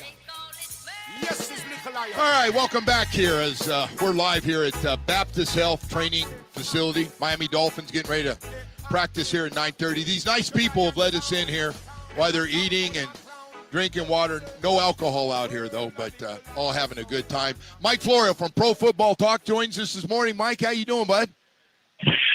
Joe, I'm doing great. Got back from Canton late last night / early this morning, and we are back at it. The train keeps on rolling. Yeah. Hey, Mike, can I just start with this? I started the show today. I got the highlights this morning, most of them. Maybe the best Hall of Fame game we've ever had as far as clean, entertaining, last play of the game, the guy scored. I know there are a lot of guys, I didn't know who they were. Maybe you did. And the quarterback play was pretty good, especially the guy that played at UM who looked great. What'd you think overall of that game, or did you get a chance to see any of it? Oh, no. I watched the first half in our truck at the site, and then I watched the second half in the car on the way home. It's one of the benefits of only living 3 hours away from Canton. And I watched all of it. And, yeah, it looked like real football. That's the thing. You put the uniforms on. You put the lights on, you put the cameras on, you put the NBC graphics up. It looks like real football. And you accept the fact that it's not the best of the best players. That's the way training camp works. It's the ultimate meritocracy. You're in the process of figuring which are the best guys of the 90 guys who are in camp. And it's an opportunity for many of them for the first time to have what Mike Tomlin calls an in-stadium experience. And there's a fundamental difference between practicing and playing in-stadium, especially when you're a quarterback. When you're at practice as a quarterback, you can't get hit. When you're playing in a preseason game, you can get hit. It changes the way you think. It changes the way your clock in your brain moves because there is a worst-case scenario. It's no longer hypothetical. It's actual. So we see more about what these guys are going to be in. Carson Beck, so far, that's what rookie quarterbacks especially. Do they look the part? He looked the part, which you want to see. You know, I remember all the way back to Giovanni Carmazzi. Remember him out of Hofstra, Joe, 2000? Yeah, I do. He was one of the Brady Six. He was one of the quarterbacks selected before Tom Brady went 199 overall. They did a documentary 15 years ago on NFL Films about it. And Gio Carmazzi, according to Steve Mariucci, who was the coach of the 49ers at the time, that game ruined him. The Hall of Fame game ruined him. Wow. So that's the ultimate threshold litmus test for an NFL quarterback who has never played at that level before. Can you handle the basic realities of going against NFL caliber talent? And Beck did. And hell, Haynes King did. He was the star of the game. Scores the last touchdown on the final play of the game. Exciting player. Interesting to see what his ceiling is. But, yeah, it was fun. It was a lot of fun to watch. And football is back. And before you know it, the preseason starts, and then it ends, and then we're on to the 18-game regular season. That's 17 games. 18 weeks. Not 18 games yet. 18 games soon, but not yet. Yeah, it's coming. No question about it. Hey, you know what's interesting? Speaking of changes in the game, Coach Hafley out here said, hey, I just want to let you guys know that these practices we're going to have, one practice, he's not doing back-to-back practice, but one practice is going to be as important for my team, if not more important, than the preseason game. I was a little surprised by that. He just thought he could get more good work, especially with his good players, the guys that he knows. And again, I think the league, and you and I have kind of talked and seen this change where people aren't playing their best players a whole lot during preseason, but all of a sudden these practices that they get after are pretty good are going to be important, including the Commanders and Dolphins this Wednesday. We've seen that more and more often because there's more control in the joint practices. The quarterbacks don't get hit in the joint practices, and you can get quality reps for your first teamers. So they do the joint practice, and then the preseason game is kind of an afterthought and an opportunity for the guys at the bottom of the roster to prove themselves. But, yeah, we've seen that more and more. And remember before the 17-game season, there was a formula to the preseason, and everybody kind of did it the same way. Now it seems like every team's got their own plan. More and more of the starters are in bubble wrap, and they just want to get through the preseason to get to the regular season. And, the NFL's argument for more regular season, because there's always been 20 total games. Even when there were 14 regular season games, there were 20 total games. They just want to move that dividing line. They moved it from 14-6 to 16-4. Now it's 17-3. They want to move it to 18-2. And one of these days, it's going to be no preseason and 20 regular season games. Although I don't think you or I will be around for when that happens. I think it will happen one of these days. Yeah. Hey, so I want to ask you, there's some other business going on. Mike, I love you guys' stuff, and I know you've had to beat this Aaron Rodgers. You got to talk about it. We just see Aaron Rodgers just keeps giving. I mean, it's like he can't help himself. And that day he was on, Pat McAfee, and it started with like, hey, you got 8 minutes, let's get going. And then he just went to watch him sit there on ESPN and rip ESPN and go after everything in that amount. I actually thought it was very entertaining. I think he's out there. He's a weird cat, but I actually sat back and just laughed at this guy's, because nothing surprises me, Mike, that he does. But this, I think, at a very deep level speaks to the fundamental differences between the absolute and complete respect that he had for Mike Tomlin and the level of respect and deference that he has for Mike McCarthy. Here's why.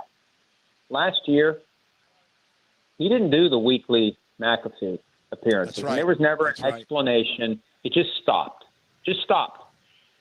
And I believe that he was asked by Tomlin not to do it, because you think about it from the coach's perspective. You think about the job that they have, the life that they live. They got enough to worry about. And they're not looking for their players to make extra work for them.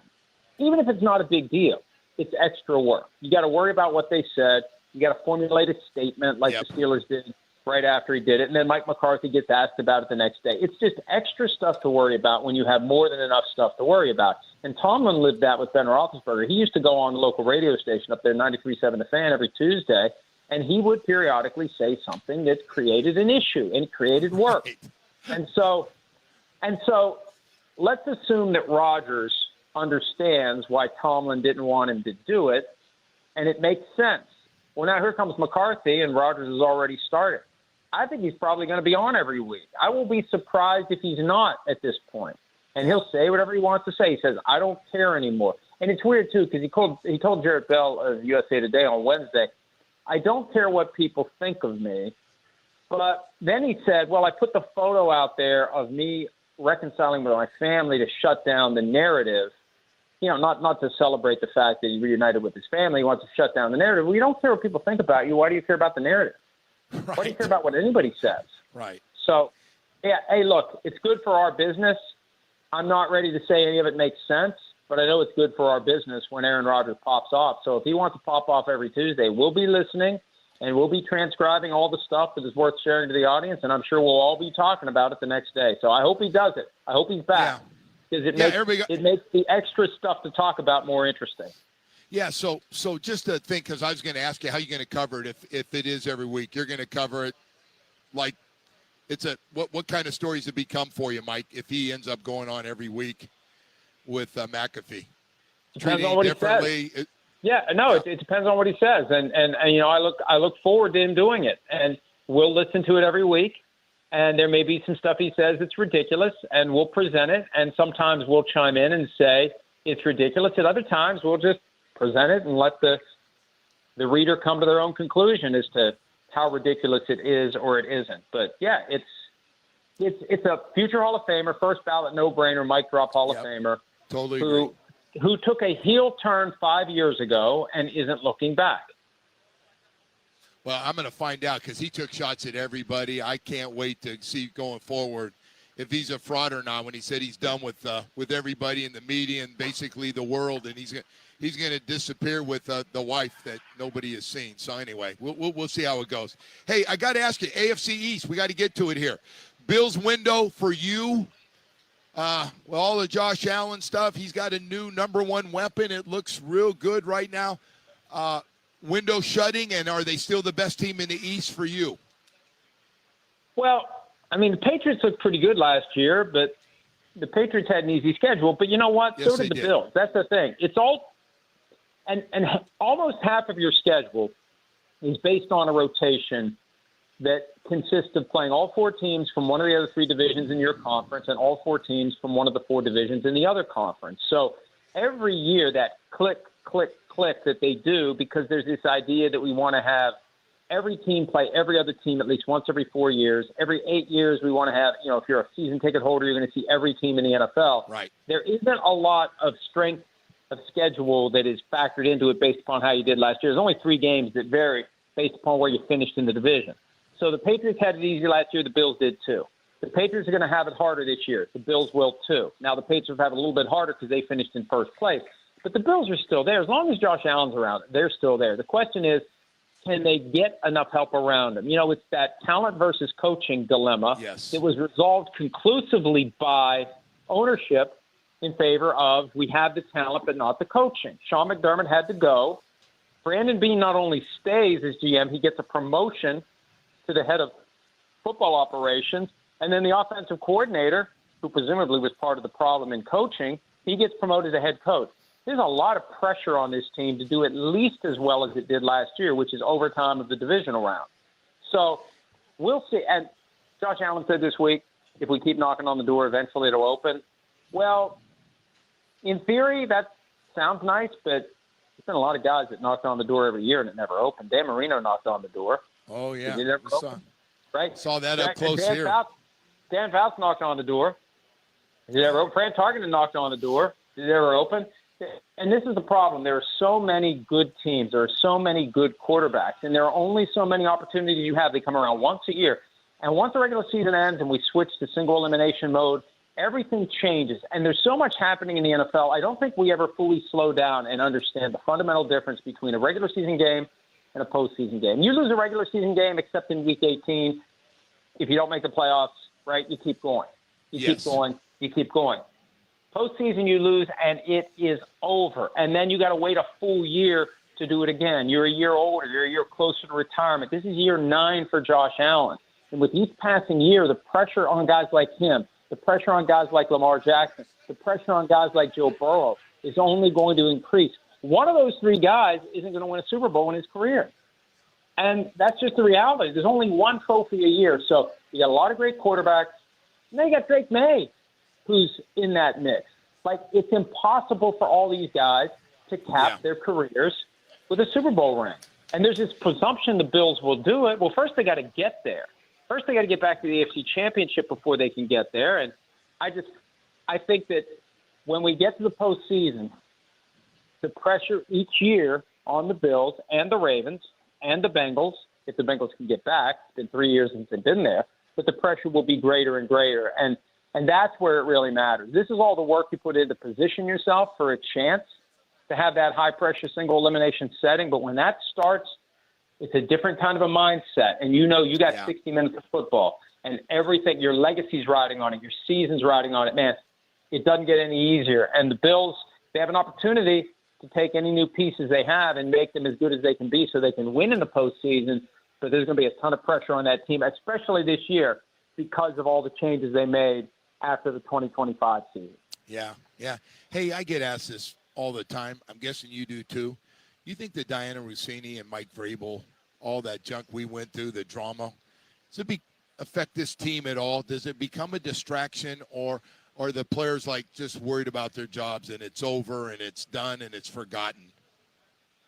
There was a great discussion on that topic at halftime last night of the Hall of Fame game.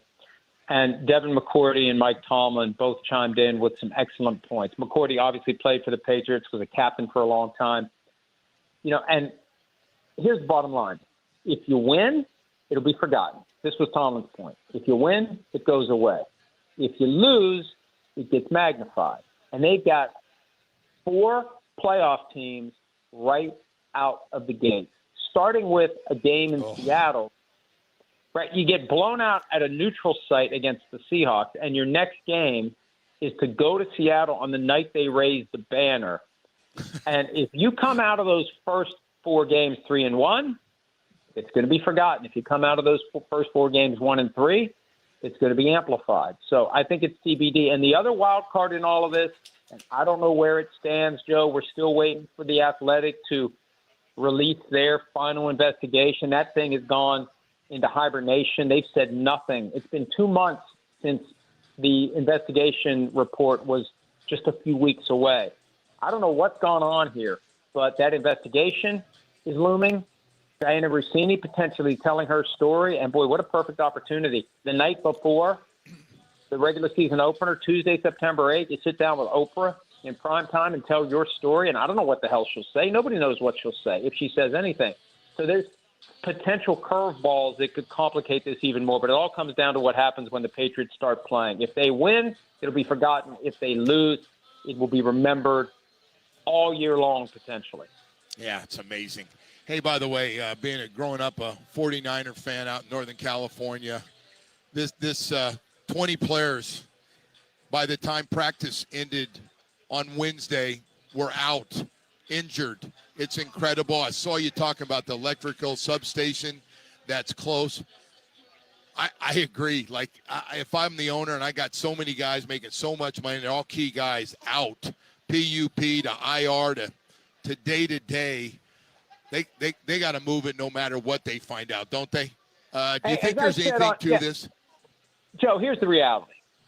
Once people believe there's something to it, that's all that matters. We live in a post-truth reality where people just believe what they want to believe. They could reanimate Albert Einstein, and he could do the definitive study that there is no connection between the proximity of the electrical substation and the practice field and the connection to injuries. There is nothing to it. It is, if anything, it makes the body stronger to be energized.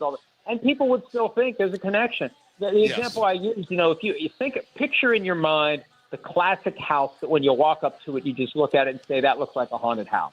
That house looks haunted, right?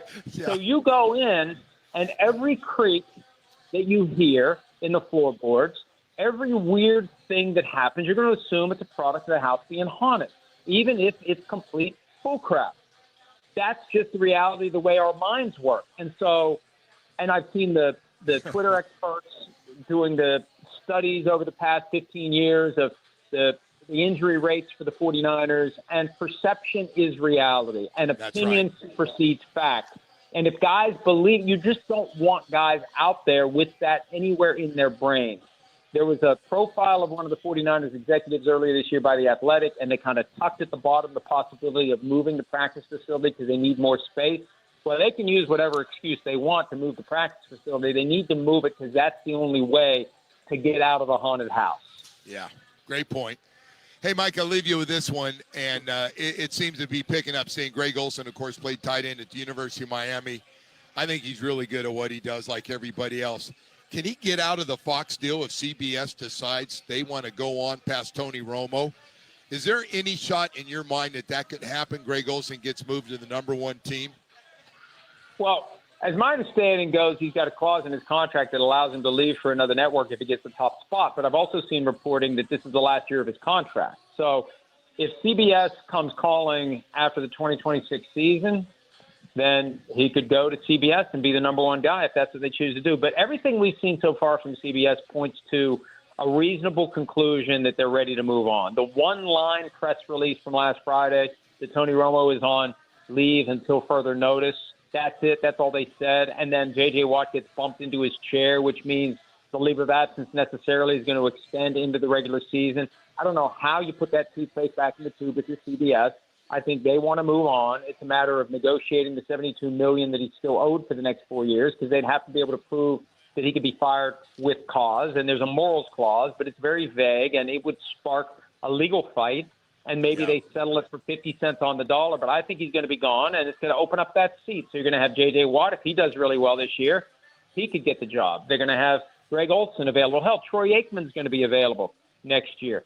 So there's all sorts of different ways you can go. Travis Kelce is going to be sniffing around for an analyst job, I believe. There's already some talk. Totally. Sniffing around at Prime Video for Thursday night. Herb Street's contract's up after this year. So there could be some chaos, and there could be a game of musical chairs that breaks out, and CBS could be at the front of the line trying to find somebody else after this season.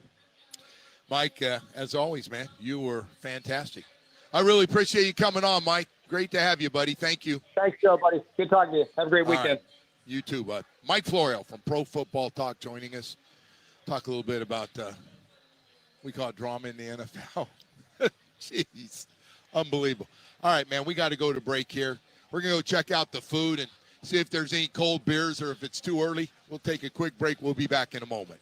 The Joe Rose Show is presented by Loctite Windows.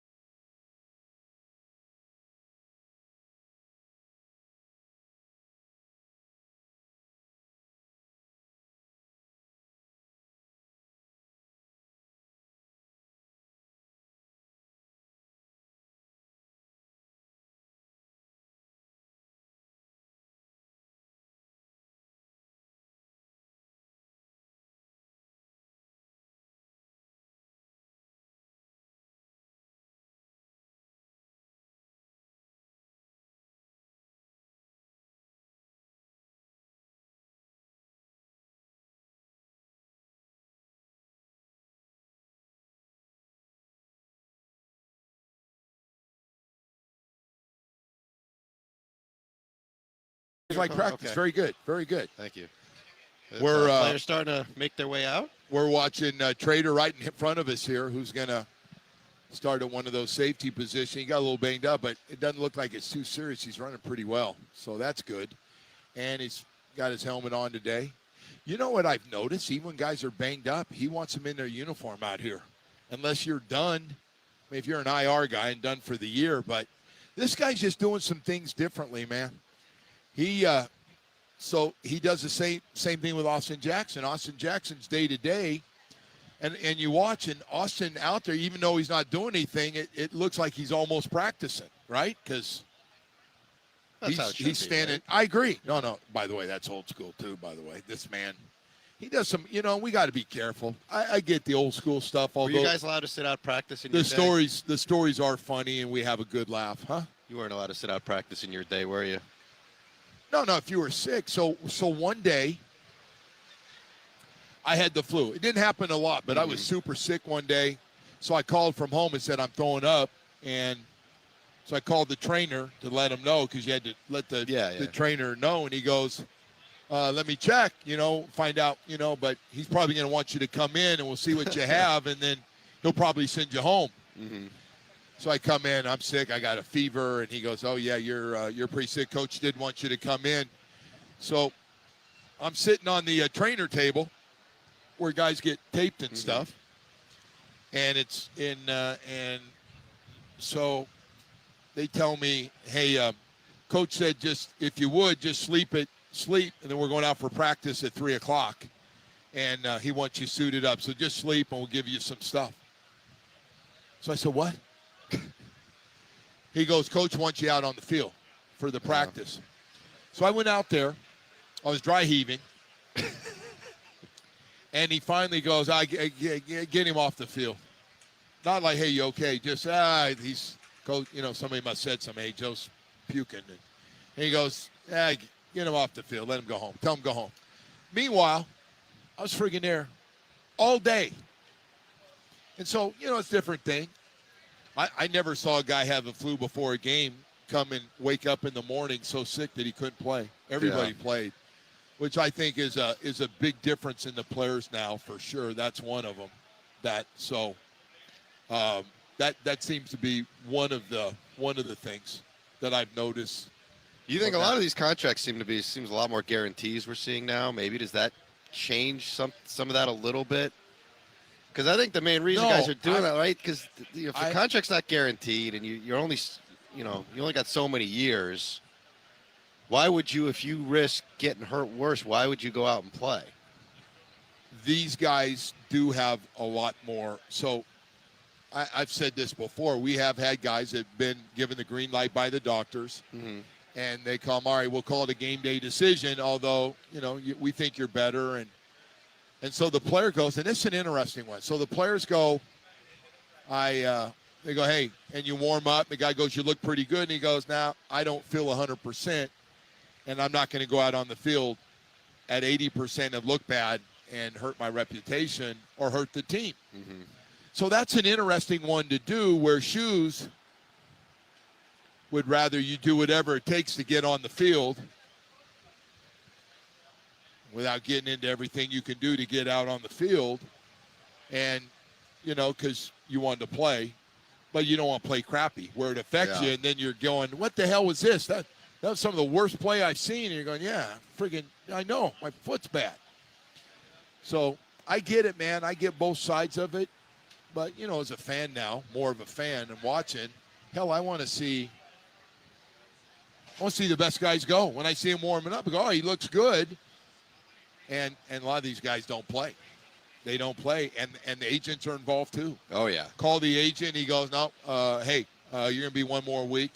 I don't know. An interesting one. I don't know if the agents are calling on behalf of their client. Agent calling. Well, if you're an agent, you certainly don't want your guy playing at 80%. Calling the GM and saying, hey, he's out today. He's not playing. So that would be a problem if you did that. So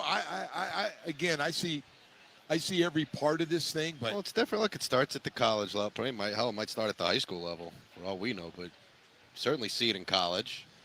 I just think right now with with the craziness of this business and the guaranteed money. And listen, the coaches have changed the way they think. Mike's no hurry to get guys back. I heard Mike has told guys like, hey, man, if you don't feel it, let us take another week if you don't feel like you're healthy. So, And I think the players appreciate that. Don't you? Oh, I'm sure they do. Because the last thing you want is the coach go, hell, man, we're kind of hoping. I watched you work out. I thought you were ready to go. This is kind of disappointing. You're not going to do that. It's just, listen, man, it's a different time.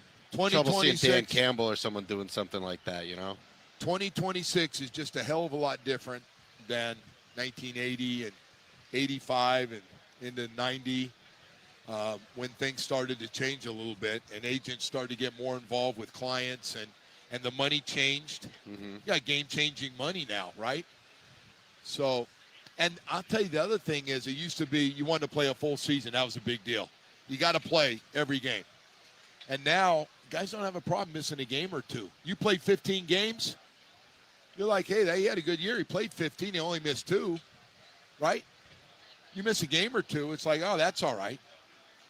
We had him, for the big games when we needed him and all those things that pop up. But, yeah.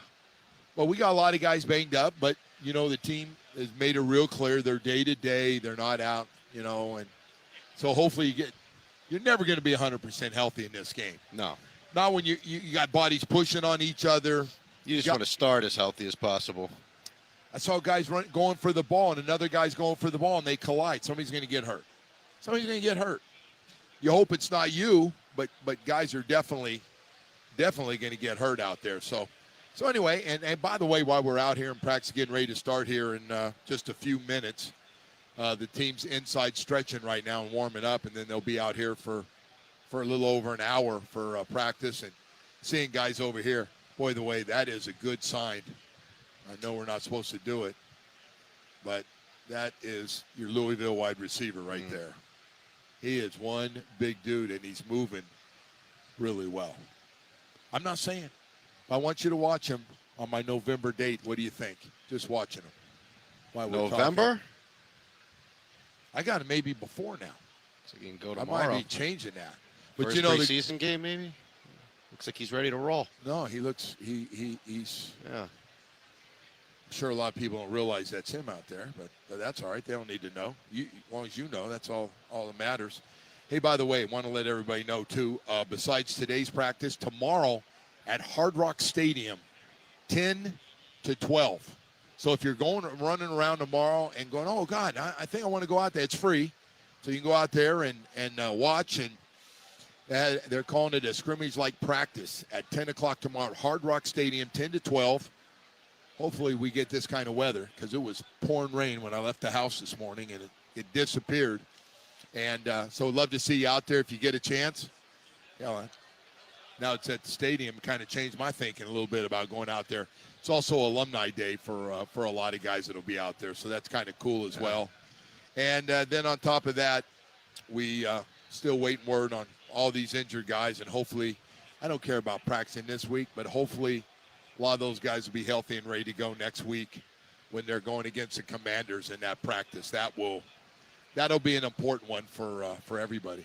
How about all the people coming in here today? It's pretty, huh? Yeah, good crowd out here. Suite holders as well as, I guess, people that not only suite holders but season ticket holders. What is Omar wearing? I don't know, man. A bathing suit? No, he got a bathing suit. He got Joe Shad with him out there. Yeah. We got the whole group. We got the whole thing. I was wondering if you were going to yell at him and just say something. I told you I was just going to run up and just deck him. Get him right there. Yeah. So anyway. Omar's ready to go to the beach. Look at this. He is. Omar's got a beach look. You going to the pool? You going to hit the pool? You know what? I think Omar just swiped to the right and just got something new on the swiping. The date swiping site. How's that thing going, Omar? Good?